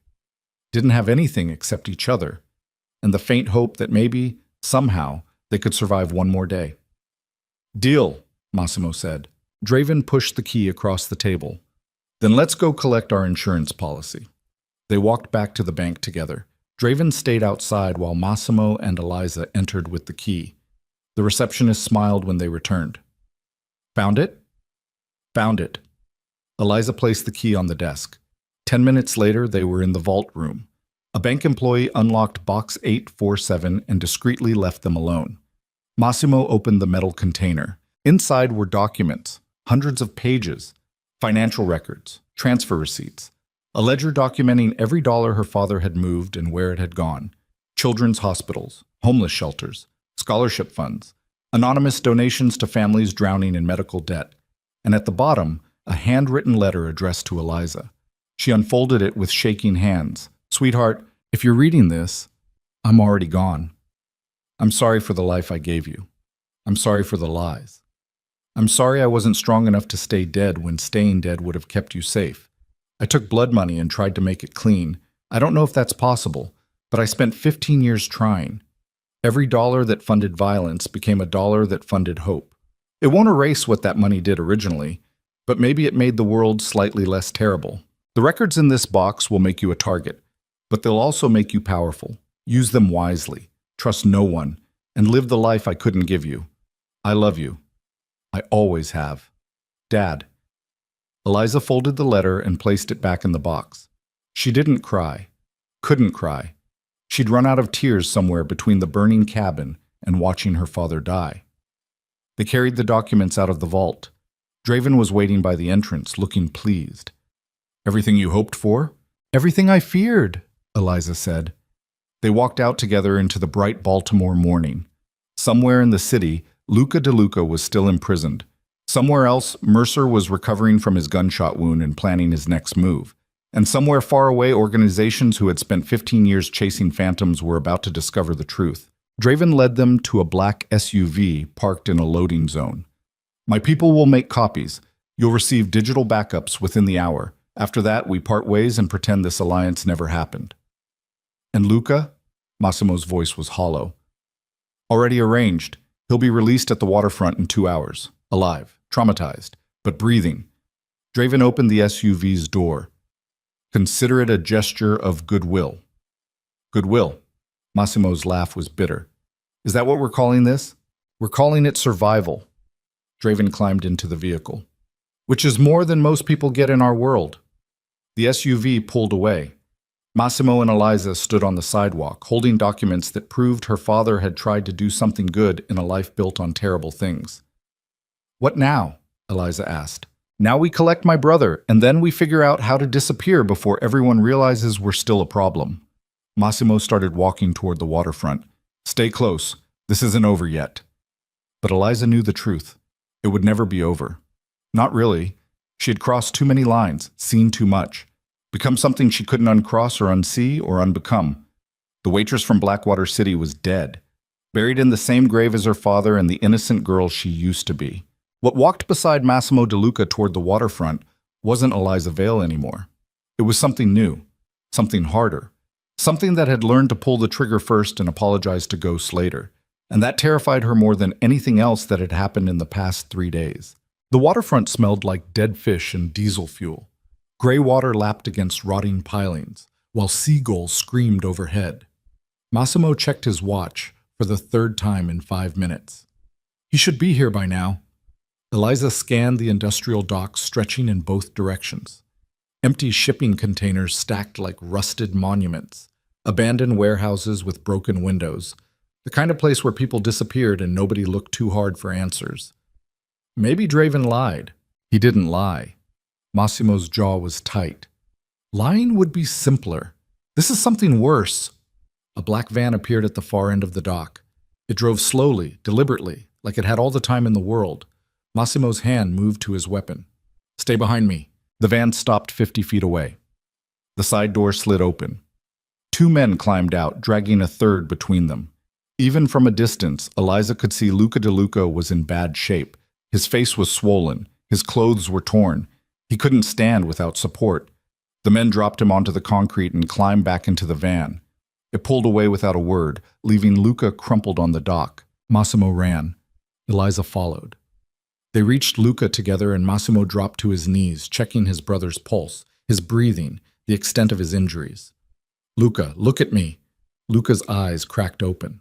One was swollen shut, the other barely focused. Massimo, I'm here. You're safe now. Safe? Luca's laugh came out as a wet cough. Blood flecked his lips. Nothing's safe, they know. They all know. Know what? About the money, about the girl's father, about everything. Luca grabbed Massimo's jacket with trembling hands. Mercer didn't just work for the Russians. He worked for everyone. Chicago, Philadelphia, the Italians down south. He played every syndicate against each other for 15 years. Massimo's expression darkened. Why? Because he's building something bigger. A network that doesn't answer to family loyalty or territory. Just profit. Luca coughed again. More blood. And now that the offshore accounts are exposed as empty, everyone's turning on each other, blaming, accusing. It's going to be a war, Massimo, not between organizations, between everyone. Then we leave. Get out of the country before it starts. Too late. Luca's grip weakened. Mercer put a contract on both of you. $2 million to whoever brings him your bodies and the bank records. Every hitman, every crew, every desperate soldier looking to make a name. They're all coming. Eliza's stomach dropped. When? Now. Luca's eyes closed. They're already here. The gunshot came from somewhere high and distant. The bullet struck the concrete between Massimo and Eliza, spraying fragments. Massimo grabbed Luca and dragged him behind a shipping container. Eliza dove after them. Sniper! Massimo pulled his weapon. Roof! Southwest! Another shot. This one closer. The bullet punched through the container's metal wall inches above their heads. We need to move! Eliza's pulse hammered in her throat. I can't carry him and fight. Massimo looked at his brother. Luca had passed out from pain and exhaustion.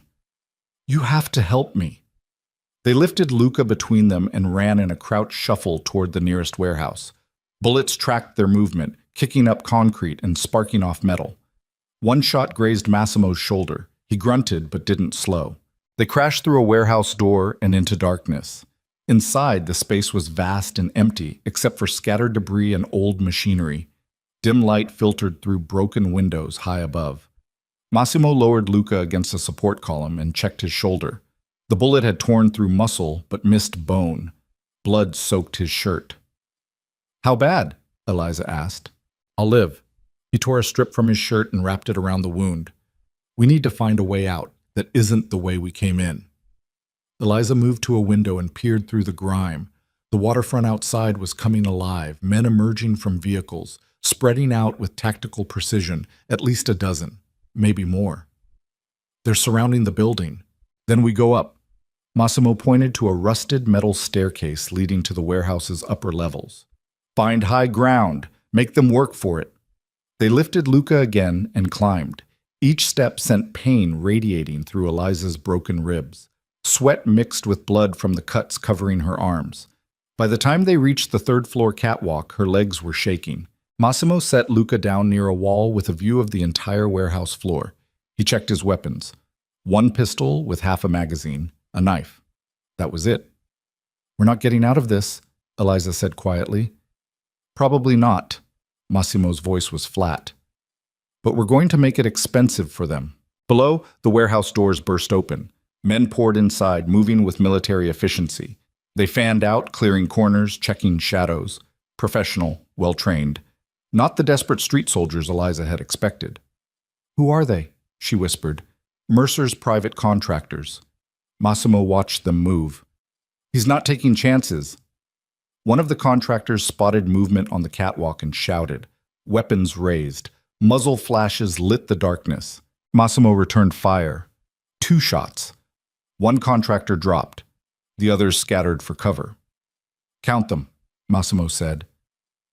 Eliza tried, kept losing track. 10, maybe 12. 13. Luca's voice was weak but conscious.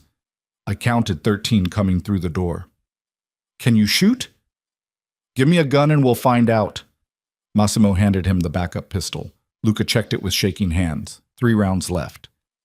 "Make them count." The contractors regrouped and advanced. They moved in coordinated pairs, covering each other, using the warehouse's debris for protection.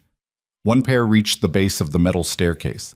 Massimo leaned over the catwalk railing and fired twice. Both contractors went down, but the gunfire pinpointed their position. Bullets tore through the catwalk's metal grating.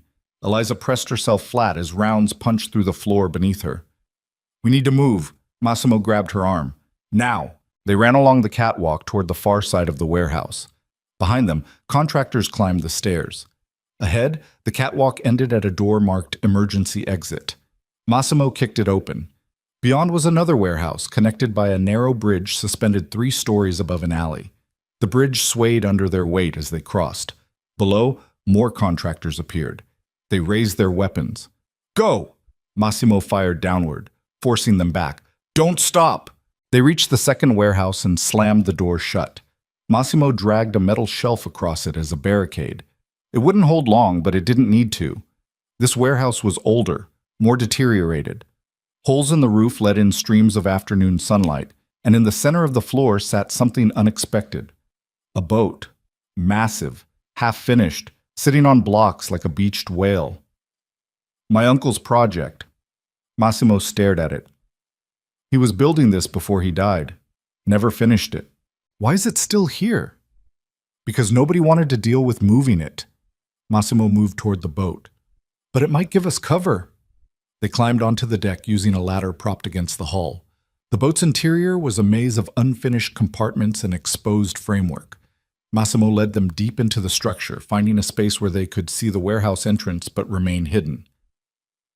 "How long until they breach that door?" Eliza asked. 5 minutes, maybe less. Massimo reloaded his weapon with the last magazine. "When they come through, we hit them hard and fast, no hesitation." "There's too many." "I know." He looked at her. "But if we're dying today, we're taking as many of them with us as possible."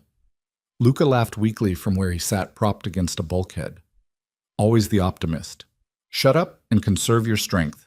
The barricaded door exploded inward. Contractors poured through the opening, spreading out to search the warehouse. They moved more cautiously now. They'd lost men. They knew their targets were dangerous. Massimo waited until 6 contractors were inside before he fired. The confined space of the warehouse magnified the gunshots into thunder. 2 contractors dropped before they realized where the attack came from. The others returned fire, shredding the boat's hull with automatic weapons. Wood splintered. Metal screamed. Eliza pressed herself into the smallest space she could find while bullets tore through walls around her. "They're flanking!" Luca fired his 3 rounds at shadows moving along the warehouse's perimeter. One shadow fell. The others kept coming. Massimo threw his empty pistol aside and pulled his knife. "Get ready." "For what?" "Close quarters." The first contractor reached the boat and climbed aboard. Massimo met him at the deck's edge. The knife flashed once, twice. The contractor collapsed, clutching his throat. 2 more contractors appeared. Massimo fought like something wild and desperate. No technique, no finesse, just brutal efficiency born from a lifetime of violence. But there were too many. One contractor got past Massimo's defense and slammed a rifle stock into his wounded shoulder. Massimo went down with a roar of pain. The contractor raised his weapon. Eliza shot him. The gun in her hand kicked violently. The bullet caught the contractor in the chest. He stumbled backward and fell off the boat's deck to the warehouse floor below. She had killed someone. Again. The realization didn't hit as hard this time. Massimo struggled to his feet, his shoulder bleeding freely now. Thanks. Don't mention it. 3 more contractors climbed onto the boat. Massimo grabbed a length of pipe and swung it like a club. Bones cracked. Men screamed. But for every one they dropped, another appeared. They were being overrun. Luca fired his last round and threw the empty pistol at an approaching contractor. It bounced off the man's chest uselessly. That's it, Luca gasped. I'm done. No, you're not. Massimo pulled him upright. We're getting out of here. How? Good question. They were trapped on a boat inside a warehouse surrounded by professional killers. No ammunition, no exit, no hope. Then Eliza saw it. A chain suspended from the warehouse's ceiling crane system. It ended in a massive hook designed for lifting boat sections during construction. The chain ran along a track toward a loading door on the far wall. The crane, she said. Massimo followed her gaze. Understanding dawned. That's insane. You have a better idea? He didn't. They ran for the crane controls mounted on a platform near the boat's stern. Contractors shouted and gave chase. Massimo reached the controls first and started pressing buttons. Motors groaned to life overhead. The crane's hook began moving along its track. Grab the chain, Massimo yelled. Eliza wrapped her arms around the thick chain. Luca did the same, his face gray with pain. Massimo hit another button and the chain started lifting. They rose into the air as contractors reached the platform. Bullets whined past them. One caught Massimo's leg. He grunted but held on. The chain carried them across the warehouse toward the loading door. Below, contractors ran to intercept. The loading door was closed. Locked. There was no way through. Brace yourself, Massimo shouted. He hit a button on the controls he'd grabbed. The crane suddenly accelerated. They crashed through the loading door in an explosion of wood and metal. Daylight blinded them. They were outside, still suspended from the chain, swinging wildly over the alley. Let go! Massimo released the chain and dropped. Eliza and Luca followed. They hit the ground hard. Eliza's broken ribs screamed. Luca didn't get up. Massimo grabbed him and started dragging him toward the street. A car screeched around the corner. For a moment, Eliza thought it was more contractors. Then she saw Victor Draven in the driver's seat. Get in! He leaned out the window. Before I change my mind about this alliance... They didn't have time to question it. Massimo shoved Luca into the back seat and climbed in after him. Eliza dove into the passenger seat. Draven accelerated before her door was fully closed. Contractors poured from the warehouse behind them, firing. Bullets punched through the car's rear window. Draven took a corner at 60 miles per hour, tires screaming. Why are you helping us? Eliza shouted over the chaos. Because Mercer just made a very stupid mistake. Draven's voice was calm despite the violence. He put a contract on you without consulting the other families. That's not how this works. That's not how any of this works. So you're rescuing us out of professional courtesy? I'm rescuing you because watching Mercer's empire collapse is more valuable than $2 million. Draven took another corner. They were heading toward the city center now. More traffic, more witnesses. The contractors would have to back off or risk exposure. Where are we going? Massimo pressed his hand against the bullet wound in his leg. Somewhere Mercer can't reach. Somewhere he can't buy loyalty. Draven glanced in the rearview mirror. I'm taking you to the one place in the city where contracts don't mean anything. There's no such place. There is now. Draven's smile was sharp. I'm taking you to the police. The words hung in the air like a death sentence. You're insane, Massimo said. I'm practical. Mercer wants you dead quietly. Disappearing into police custody makes that impossible. It forces him to either abandon the contract or escalate so publicly that every organization will turn against him. Draven drove through a red light. Horns blared. Sometimes the best weapon is exposure. The police will arrest us. Yes, and then I'll bail you out using lawyers so expensive they make judges nervous. You'll be front-page news, protected by the system Mercer can't openly challenge. Draven pulled into a parking garage near the central police station. It's not freedom, but it's better than dead. Eliza looked at Massimo. His shoulder and leg were bleeding. He looked exhausted, defeated, but alive. He's right, she said quietly. We don't have another play. Massimo stared at the police station visible through the garage's entrance. Everything he had spent his life building was based on staying invisible, operating in the shadows where official oversight couldn't reach. Walking into that building meant surrendering control. "Do it," Luca whispered from the back seat. "I'm dying, Massimo. I need doctors, real ones, not the kind we can bribe for silence." That decided it. They climbed out of the car. Draven stayed behind the wheel. "I'll have my lawyers there within the hour. Don't say anything until they arrive. Not a word." "Why are you doing this?" Eliza asked. "Because the rules are changing, the old power structures are collapsing, and I'd rather be on the winning side when the dust settles." Draven's expression was unreadable. "You survived when you shouldn't have. That makes you either very lucky or very dangerous. Either way, you're worth investing in." He drove away, leaving them standing in the garage. Massimo pulled Luca's arm over his shoulder. "Let's get this over with." They walked into the police station looking like refugees from a war zone. Blood-soaked, battered, armed. The desk sergeant's hand moved to his weapon the moment they entered. "Don't move!" "We're not armed," Massimo lied. He carefully set his knife on the desk. "We're here to report a crime." Within seconds, they were surrounded by officers with weapons drawn. Someone shouted orders. Hands grabbed Eliza and forced her face first against the wall. Cold metal cuffs bit into her wrists. "Eliza Vale, you're under arrest for—" The officer paused. "What exactly are we arresting her for?" "Everything," another officer said. "I've got warrants from 3 jurisdictions: theft, assault, murder." Murder. The word echoed in Eliza's head as they dragged her toward holding cells. She caught a glimpse of Massimo being handcuffed and searched. Luca being loaded onto a stretcher by paramedics who looked horrified by his condition. They separated them. Eliza ended up in a bare interview room with fluorescent lights and a metal table. Hours passed. Nobody spoke to her. Nobody offered food or water or medical attention. She sat in the uncomfortable chair and watched the clock on the wall tick forward. Each minute felt like an eternity. Finally, the door opened. A detective entered.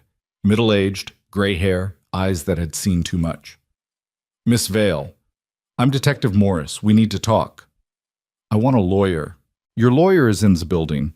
Very expensive lawyer, the kind that makes captains nervous." Morris sat across from her.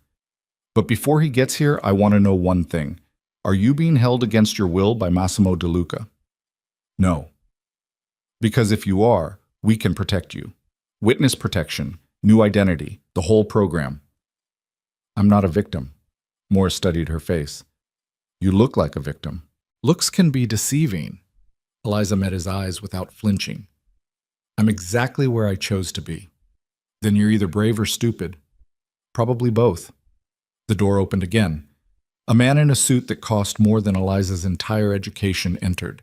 He looked at Morris with the kind of disdain usually reserved for insects. "My client won't be answering any questions. If you have charges, file them. If not, release her." Morris stood. "She's connected to at least 4 homicides in the past 72 hours. "Prove it." The lawyer's smile was cold. "And while you're trying, consider that my firm represents several very wealthy individuals who donate generously to the Police Benevolent Fund. It would be unfortunate if those donations suddenly stopped." Morris's jaw tightened, but he left without another word. The lawyer sat across from Eliza.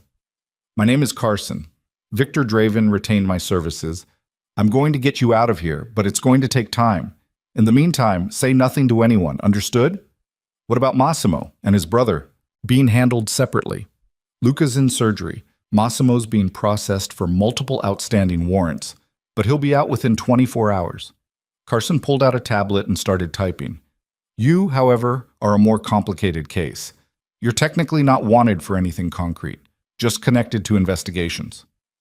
"So I can leave?" "In theory. In practice, they'll hold you as long as possible, hoping you'll say something incriminating." He looked up. "How much illegal activity have you been involved in during the past 3 days?" Eliza thought about the stolen cars, the break-in at the bank, the people she'd killed. "Enough. Then we'll need to get creative." Carson left. Hours passed. Eliza dozed in the chair, too exhausted to stay awake. When she woke, the clock showed it was after midnight. She'd been in the station for almost 12 hours. The door opened. Not Carson this time. Not Morris. Gideon Mercer. His arm was in a sling from the bullet wound. His expensive suit was wrinkled. He looked older than he had in the warehouse. Tired, but still dangerous. "Hello, Miss Vale." He closed the door behind him. "We need to have a conversation." Eliza's pulse spiked. "How did you get in here?"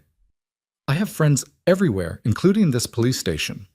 He sat down slowly, favoring his wounded shoulder. "The question isn't how I got in.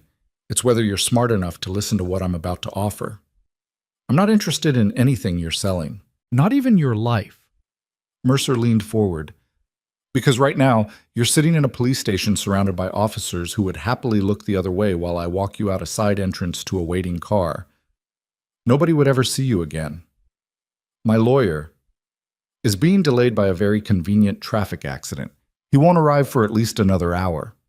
Mercer's smile was thin. "Plenty of time for us to conclude our business."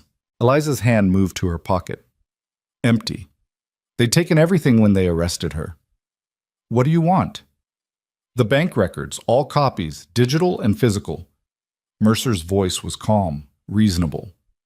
"Give them to me and I'll make all of this disappear. The warrants, the investigations, the contract on your head. You and the DeLuca brothers walk away clean." "Why would I trust you?" "Because I'm the only person offering you a way out that doesn't end with you bleeding in an alley." He pulled out a phone and showed her a photograph. Massimo in a different holding cell, unconscious, with two men standing over him. "Those are my people. One word from me and they make sure he never wakes up. Then they do the same to his brother. Then they come for you." Eliza's throat tightened. "You'd kill us inside a police station?" "I've killed people in churches. Police stations are just buildings with slightly better security." Mercer pocketed the phone. "Last chance, Miss Vale. The records. Now. They're encrypted. I can't access them without the password your father gave you in that letter." Mercer's smile widened. "I had someone read it while you were being processed. The password is your mother's maiden name combined with your birth year. Very sentimental, very predictable.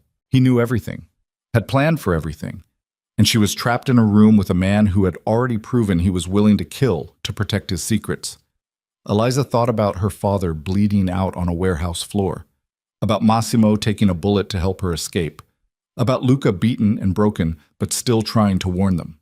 She thought about the waitress she used to be, the girl who believed working hard and following rules would eventually lead to safety. That girl was dead.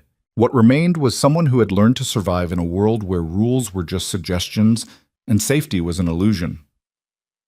"The records are in a secure cloud server," she lied. "I need a computer to access them." Mercer studied her face, looking for deception, for weakness. Whatever he saw made him nod. "Then let's go find a computer." He stood and opened the door. Two men in police uniforms waited outside. Not real cops. Mercer's contractors wearing stolen badges. They walked through the police station like they owned it. Nobody stopped them. Nobody questioned why a prisoner was being escorted by unknown officers. The corruption ran deeper than Eliza had imagined. They reached a back exit. A car waited outside. Black, expensive. Engine running. Mercer gestured for her to get inside. "After you." This was it. The moment where she either gave up or fought back with nothing but desperation and rage. Eliza stepped toward the car. Her mind raced. No weapon, no backup. No plan except to stall and hope something changed. Then the car's window exploded inward. The driver slumped forward, dead. More gunfire erupted from somewhere across the street. Mercer's contractors dove for cover. One went down immediately. The other returned fire blindly. Massimo DeLuca emerged from the shadows, limping but armed, his face a mask of pure violence. Behind him, Luca leaned heavily on Victor Draven for support. "Get down!" Massimo fired twice. Both fake cops dropped. Mercer grabbed Eliza and used her as a shield, his good arm wrapped around her throat. "Don't move or I snap her neck." Massimo's weapon didn't waver. "Let her go." "I don't think so." Mercer backed toward the car, dragging Eliza with him. "She's my insurance policy now. Lower your weapon or—" Eliza drove her elbow backward into his wounded shoulder. Mercer screamed and his grip loosened. She dropped and rolled away. Massimo fired. The bullet caught Mercer in the chest. He stumbled backward against the car, eyes wide with shock. His mouth worked, but no sound came out. He slid down the car's side and collapsed onto the pavement. Blood pooled beneath him. His eyes stared at nothing. Gideon Mercer was dead. Massimo grabbed Eliza's hand and pulled her toward another vehicle. Move! They ran through the parking lot as alarms blared inside the police station. Real cops would respond soon. They had maybe seconds before this entire area became a war zone. Draven had a van waiting. They piled inside and he accelerated hard, tires screaming. Behind them, officers poured from the station entrance, weapons drawn, shouting orders nobody could hear over the chaos. Where are we going? Eliza gasped. Airport. Draven took a corner too fast. I have a plane fueled and ready. You're leaving the country. Tonight. We can't just... You don't have a choice. Draven's voice was sharp. Mercer's dead. His organization is going to collapse, but not before they try to tie up loose ends. That means you, all of you. Massimo checked his weapon. Where's the plane going? Wherever you want. I have connections in 15 countries. Pick one and disappear. They drove through the city at dangerous speeds, weaving through traffic and running red lights. Behind them, police sirens wailed. Ahead, the airport lights glowed in the darkness. Draven pulled into a private hangar on the airport's far side. A small jet sat on the tarmac, engines already running. A pilot waited by the stairs. That's your ride. Draven killed the engine. Go now, before someone realizes what's happening. They climbed out. Luca could barely walk. Massimo had to support him. Eliza's entire body hurt, but she forced herself to move. At the plane's stairs, Massimo turned back to Draven. Why did you do all this? Because the world's changing, and I'm betting on the people who survive change instead of the ones who try to stop it. Draven smiled. Besides, you owe me now. That's worth more than money. They climbed aboard the plane. The pilot closed the door and immediately taxied toward the runway. Through the window, Eliza watched Baltimore's lights grow smaller. Inside the cabin, Luca lay across a row of seats, barely conscious. Massimo collapsed into a chair, his face gray with pain and exhaustion. Eliza sat across from him. What do we do now? We survive. Massimo's voice was hollow. That's all we've got left. The plane accelerated down the runway and lifted into the night sky. Below, the city became a grid of lights and shadows. Somewhere down there, investigations were starting. Bodies were being counted, organizations were fragmenting, and 3 people who should have died were flying toward an uncertain future with nothing but stolen documents and each other. Eliza looked at Massimo, at Luca dying slowly across the aisle, at her own blood-covered hands. She had started this week as a waitress trying to afford nursing school. She was ending it as a fugitive flying to a foreign country with a crime boss and his broken brother. The plane climbed higher. The city disappeared beneath the clouds. And Eliza closed her eyes, too exhausted to think about what came next. The plane landed in Portugal just before dawn. Eliza woke to the sound of wheels touching tarmac and the pilot's voice crackling through the intercom. She had slept fitfully, haunted by images of burning buildings and dead men staring at nothing. Her neck ached from the awkward angle against the window. Her broken ribs felt like they were grinding together with every breath. Across from her, Massimo sat awake, staring at his hands. Blood had dried under his fingernails. His shoulder and leg were wrapped in makeshift bandages that needed changing hours ago. He looked like a man who had aged a decade in 3 days. Luca hadn't moved from the back seats. A private doctor waited on the tarmac with an ambulance. The moment the plane door opened, medical personnel rushed aboard and loaded him onto a stretcher. His pulse was weak, his breathing shallow. He needs surgery, one of the doctors said in accented English. Immediate surgery, internal bleeding. Then take him. Massimo's voice was hollow. Do whatever it takes. They carried Luca away. The ambulance disappeared into the gray Portuguese morning, sirens wailing. Massimo and Eliza stood on the tarmac, watching it go. He might not make it, Eliza said quietly. I know. A black car waited near the hangar, Victor Draven's local contact. A woman in her 50s with sharp eyes and the kind of efficiency that suggested she had handled situations like this before. I'm Helena. She opened the car door without offering a handshake. Mr. Draven arranged a safe house, medical supplies, everything you need to disappear for a while. They drove through Lisbon as the city woke. Narrow cobblestone streets, pastel buildings with terracotta roofs, people heading to work who had no idea 2 American fugitives were passing through their morning commute. The safe house was an apartment in Alfama, The old district. Third floor. Small balcony overlooking red rooftops and the Tagus River in the distance. Furniture that looked like it came from a catalog. No personal touches. The kind of place designed to be forgotten. Helena handed Massimo a key. Food in the refrigerator. First aid supplies in the bathroom. Phones are clean and untraceable. Use them sparingly. She paused at the door. Mr. Draven says you have 48 hours before his network can't guarantee your safety anymore. After that, you're on your own.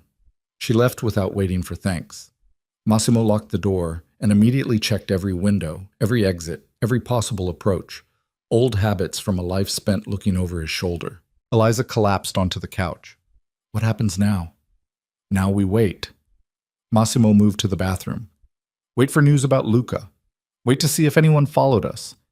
Wait to figure out if we're actually safe or just delaying the inevitable. She heard water running, the sound of him hissing in pain as he cleaned his wounds. When he emerged 20 minutes later, he looked slightly more human. Clean clothes from a closet that apparently existed for this exact purpose. Fresh bandages, hair wet from the shower. Your turn, he gestured toward the bathroom. Eliza showered until the water ran cold, watched blood and dirt circle the drain, studied her reflection in the steamed mirror and barely recognized the woman staring back. Hollow eyes, bruises covering most of her visible skin, a split lip that would leave a scar. The waitress from Blackwater City was truly gone now. She dressed in clothes that fit well enough. Jeans, a simple shirt, everything neutral and forgettable. When she came out, Massimo had made coffee. Real coffee, not the instant garbage she was used to. Drink. He handed her a cup. You'll need the caffeine. They sat in silence for a long time. The morning light grew stronger through the windows. Lisbon's sounds drifted up from the street. Church bells. Traffic. People living normal lives. I need to know something, Eliza finally said. When you walked into that emergency room 3 days ago, when you decided to take me instead of leaving me for the Russians, why? Massimo stared into his coffee. Because I saw Luca's conspiracy board and realized whatever he found was bigger than family business, bigger than territory or money or any of the usual reasons people kill each other. He looked up. And because when I looked at you, I saw someone who didn't deserve to die for sins they didn't commit. That's not the whole truth. No, it's not. He set down his cup. The whole truth is I was tired. Tired of the violence. Tired of burying people I cared about. Tired of pretending that what we do is somehow noble or necessary. His voice went quiet. I thought maybe saving you would balance the scales somehow. Make up for all the people I couldn't save. Does it? No, but at least you're breathing. Eliza's phone buzzed, the clean, untraceable phone Helena had left. She picked it up with shaking hands. A text from an unknown number.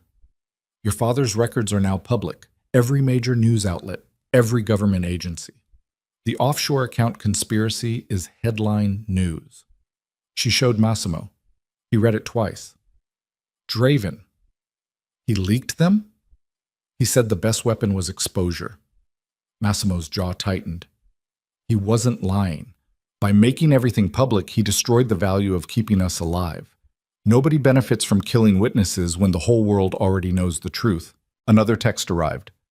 Mercer's organization is collapsing. His contractors are turning on each other. The Volkov syndicate is fracturing. You're old news now. Congratulations on surviving. Eliza read the message 3 times. Is it really over? The immediate danger? Yes. But you can never go back to America. Never use your real name. Never contact anyone from your old life. Massimo stood and moved to the window. You're a ghost now, same as me. What about you? The DeLuca family? Your territory? Gone. The moment I disappeared, my rivals moved in. By now, everything I built is being carved up and redistributed. He didn't sound upset. If anything, he sounded relieved. I have offshore accounts Draven doesn't know about. Enough money to live comfortably for a long time. Just not as Massimo DeLuca. Who are you now? I don't know yet. Haven't figured that part out. The apartment's phone rang, an actual landline attached to the wall like something from another era. Massimo answered it. Yes. A pause. Understood. We're coming now. He hung up. Luca's out of surgery. He's stable. We can visit. They took a taxi to the hospital, A modern building on the city's outskirts, clean, efficient, nothing like the overcrowded emergency room where this nightmare had started. Luca was in a private room on the 4th floor. Tubes connected him to machines that beeped rhythmically. His face was still swollen and bruised, but he was conscious. "You look like hell," Massimo said. "You should see the other guys." Luca's voice was rough. "Oh, wait. They're all dead. Most of them." Luca's expression grew serious. "I heard about Mercer, about the records going public. Draven's work. Smart play." Luca shifted in the bed and winced. "So what now? We hide here until we're old men?" "Something like that. I always wanted to learn Portuguese." Luca closed his eyes. "Maybe open a restaurant, make terrible pasta and charge tourists too much." "You don't know how to cook." "I'll learn. Got nothing but time now." Massimo reached out and gripped his brother's hand. For a moment, the cold businessman disappeared entirely. What remained was just a man grateful his brother was alive. "I'm sorry," Massimo said quietly, "for not finding you sooner, for letting you get caught up in this. I got caught up in this myself, made my own choices." Luca opened his eyes. "But you came for me. That's what matters." They sat in silence for a while. Then Luca looked at Eliza. "You know what the funny thing is? All those months I spent following you around Blackwater City, taking photographs, trying to figure out why you mattered." He smiled weakly. "I thought you were connected to criminal networks, money laundering, something sinister. Never occurred to me you were just a waitress whose father tried to do something good. Would it have changed anything if you'd known? Probably not. But it's a better story this way." His eyes drifted closed again. "The innocent girl and the crime boss. Sounds like something out of a movie." "Reality's messier than movies," Eliza said. "Yeah, it usually is." A nurse appeared and politely informed them visiting hours were over. Luca needed rest. They could come back tomorrow. Outside the hospital, Massimo and Eliza stood in the parking lot as afternoon sun broke through the clouds. Portugal felt like another planet compared to Blackwater City. Warmer, slower, less sharp around the edges. "I have to ask you something," Massimo said, "and I need an honest answer." "Okay? Do you blame me for pulling you into this, for everything that happened?" Eliza thought about it, really thought about it. "No, I blame the men who attacked me in that park. I blame Mercer for setting this in motion. I blame my father for thinking he could fix the world by hiding from it." She looked at Massimo. "But not you. You kept me alive when nobody else cared if I lived or died." "I cared." "I know." She surprised herself by meaning it. "And that's why I don't blame you." They walked back toward Alfama. Took the long route. Through narrow streets where laundry hung between buildings and old women sat in doorways watching the world pass. Nobody recognized them.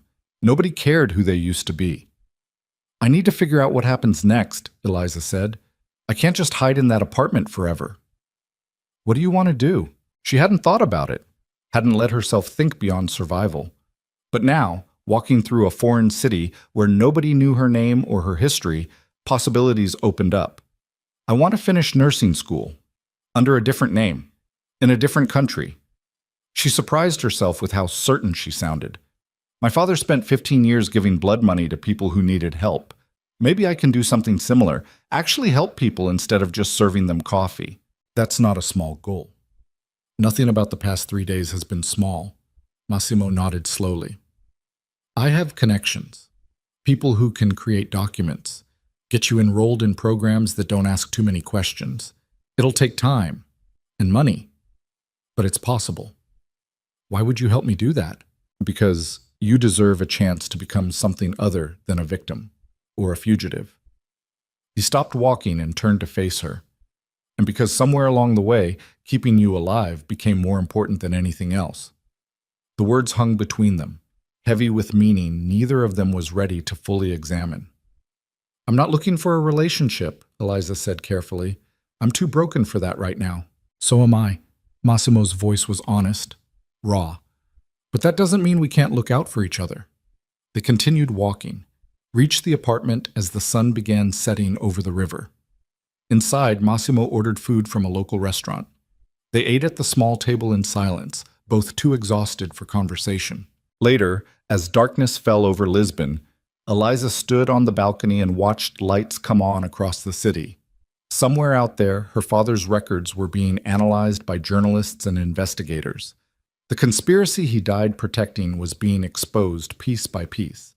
His attempt to do something good with stolen money was becoming public knowledge. She pulled out her phone and composed a text to Victor Draven. "Thank you for the records going public. My father would have wanted people to know." The response came quickly. "Your father was either a saint or a fool. History will decide which. Either way, his work is done. Now focus on yours." She pocketed the phone. Draven was right. Her father's story was over. His choices made, his sacrifices complete. Now she had to figure out her own story. Massimo appeared on the balcony beside her. He didn't say anything, just stood there, looking out at the city, his shoulder touching hers in a way that felt deliberate. "When I was 12 and my father died," Eliza said quietly, "I promised myself I'd survive no matter what, that I'd make something of myself despite everything working against me." She paused. "I thought that meant getting a degree, a good job, a normal life. And now? Now I think survival looks different than I imagined." She turned to face him. "I think it looks like accepting you can't go back to who you were, only forward into who you're becoming. That's a hard truth to live with. All the good ones are." They stayed on the balcony until the cold drove them inside.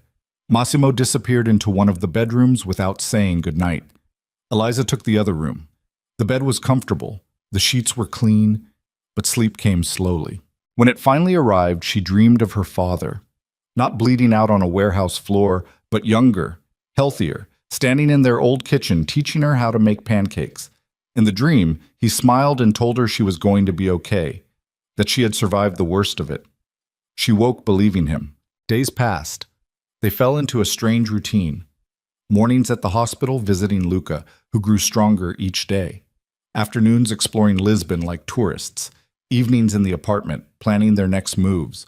Massimo made calls to his network, arranged for new documents, set up accounts under false names, built the infrastructure for their new identities the way other people might plan a vacation. Eliza researched nursing programs in Europe, found one in Spain that accepted international students with flexible entry requirements. She applied under her new name, Sarah Mitchell, the same name from the fake ID they'd used at the bank. 2 weeks after arriving in Portugal, Luca was released from the hospital. He moved into the apartment with them, 3 fugitives sharing a small space, learning to be normal people. It didn't come naturally. Luca jumped at loud noises. Massimo checked the locks compulsively. Eliza had nightmares most nights and woke gasping for air, but slowly, incrementally, they healed. 1 month after Baltimore, Eliza received her acceptance letter from the nursing program in Madrid. She stared at the email for a long time, unable to process that it was real. "You did it," Massimo said when she showed him. "I didn't do anything. You arranged this." "I arranged the paperwork. You earned it." He smiled, genuine, the first real smile she'd seen from him. "When do you start?"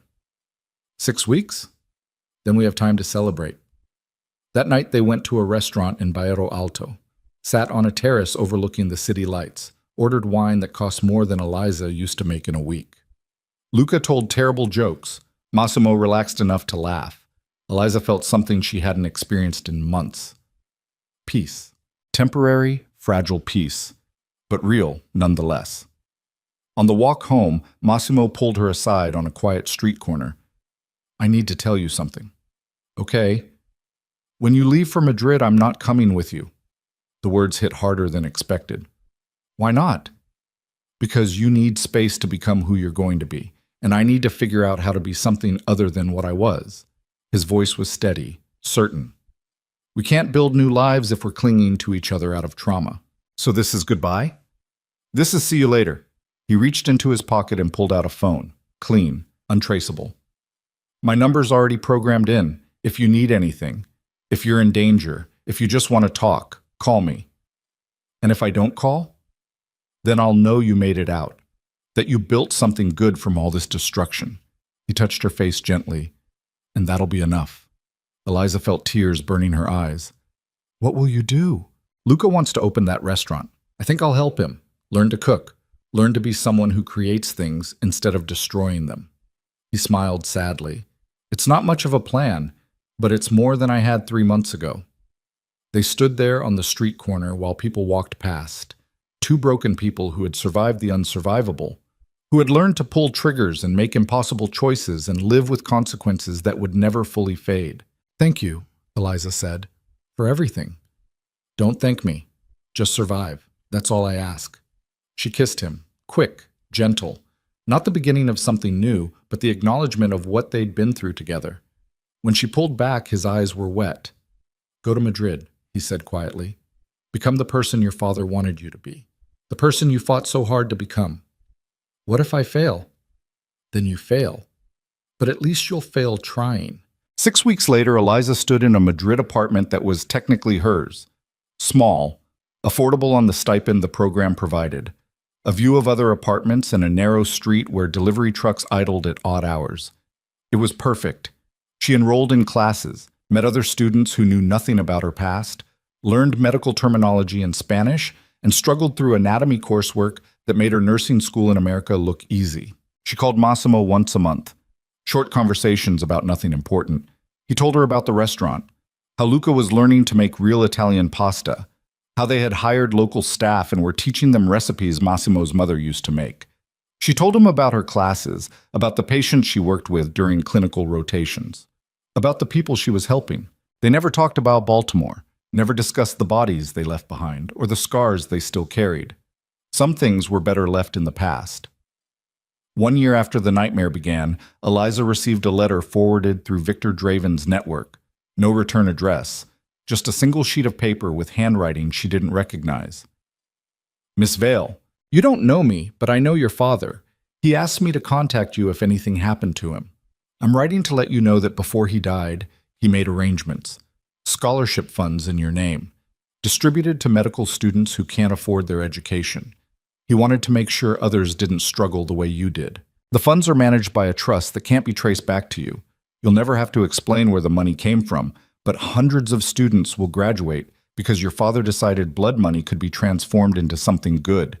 He was right, and you should be proud." A friend. Eliza read the letter 3 times. Then she folded it carefully and placed it in a box where she kept the few things that mattered. Her father's letter from the safe deposit box. The fake ID that had become her real identity.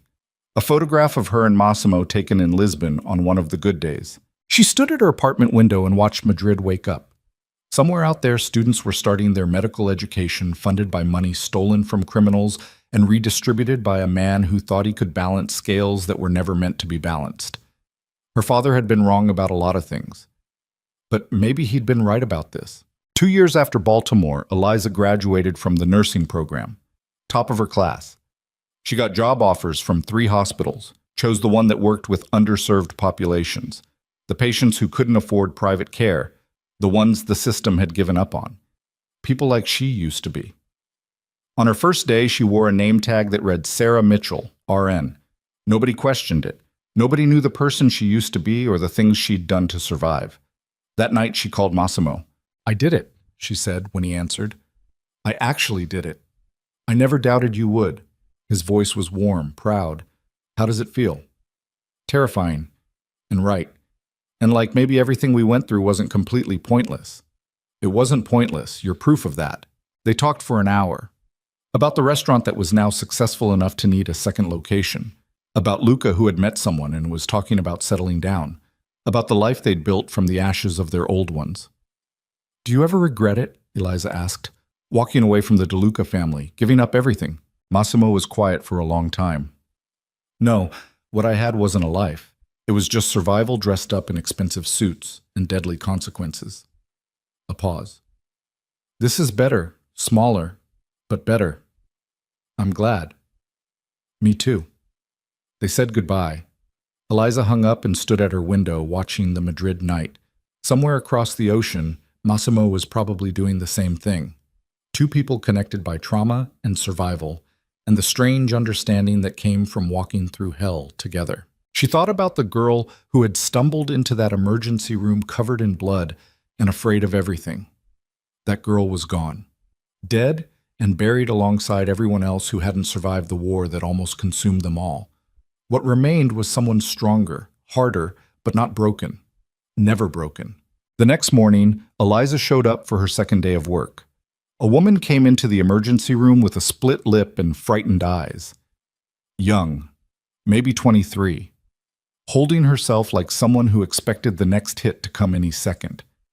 Eliza recognized that posture, had worn it herself once. "I'm Sarah," she said gently. "I'm going to help you. You're safe now." The woman started crying.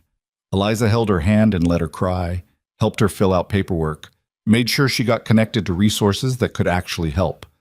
Later, when the woman was gone and the emergency room had quieted, Eliza stood at the nurse's station and thought about her father, about Massimo, about everyone who had died so she could stand here doing work that mattered. She couldn't bring them back, couldn't undo the violence or erase the scars, but she could make sure their deaths counted for something. One patient at a time, one life saved, one person helped. It wasn't redemption. Redemption was a fantasy, but it was purpose, and purpose was enough. 3 years after Baltimore, on a random Tuesday in April, Eliza received a text from an unknown number. "Turn on the news, international section." She pulled up a news site on her phone. The headline made her breath catch. "International Crime Network Dismantled. Authorities Credit Anonymous. Leaked Documents." The article detailed how her father's records had sparked investigations across multiple countries, how dozens of criminal organizations had been exposed and prosecuted, how billions in stolen assets had been recovered and redirected to legitimate programs. The final paragraph mentioned that the original source of the leaked documents remained unknown, but investigators believed it was the work of someone within the criminal networks who had grown disillusioned with the violence. "Your father's work just took down the people who killed him," the text continued. "Thought you'd want to know." It was from Draven. Had to be. Nobody else would have known to contact her. She didn't respond, just stood in her small Madrid apartment reading the article over and over. Her father had spent 15 years trying to fix unfixable problems, trying to transform blood money into something clean. He had succeeded. Not perfectly, not completely, but enough. Enough to matter. That evening she called Massimo, told him about the article. "Good," was all he said. "It's finally over." "Is it ever really over?" "No, but we can pretend it is. That's close enough." They talked until late into the night. About nothing important, about everything that mattered, about the life they'd built separately, and the understanding that connected them across distance and time. When she finally hung up, Eliza realized she was smiling. Actually smiling. Not the polite social smile she used at work, but something genuine. Something that came from deep inside where the broken pieces had finally started fitting back together. She went to bed that night and slept without nightmares for the first time in years.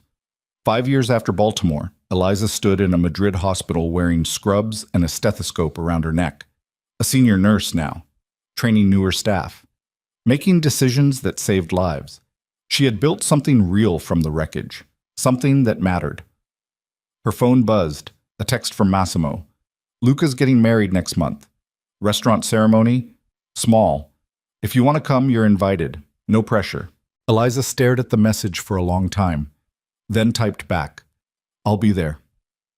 A month later, she flew to Lisbon. Took a taxi to a restaurant in Alfama with a view of the river.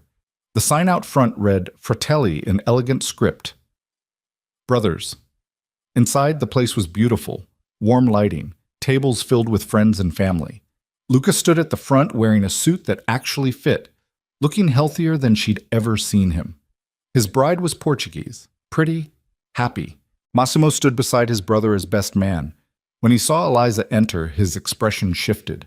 Something like relief mixed with joy, mixed with the acknowledgement of how far they'd both come. After the ceremony, they stood on the restaurant's terrace overlooking the city. "You look good," Massimo said. "So do you." It was true. The hardness had softened. The constant vigilance had eased. He looked like someone who had finally stopped running. "I heard you're training new nurses now." Someone has to teach them how to survive hospital politics. Better than teaching them how to survive actual bullets. They both laughed. Real laughter. The kind that acknowledged how absurd their lives had become. "Do you ever think about that night?" Eliza asked. "The emergency room where it all started." "Every day." Massimo's voice was quiet.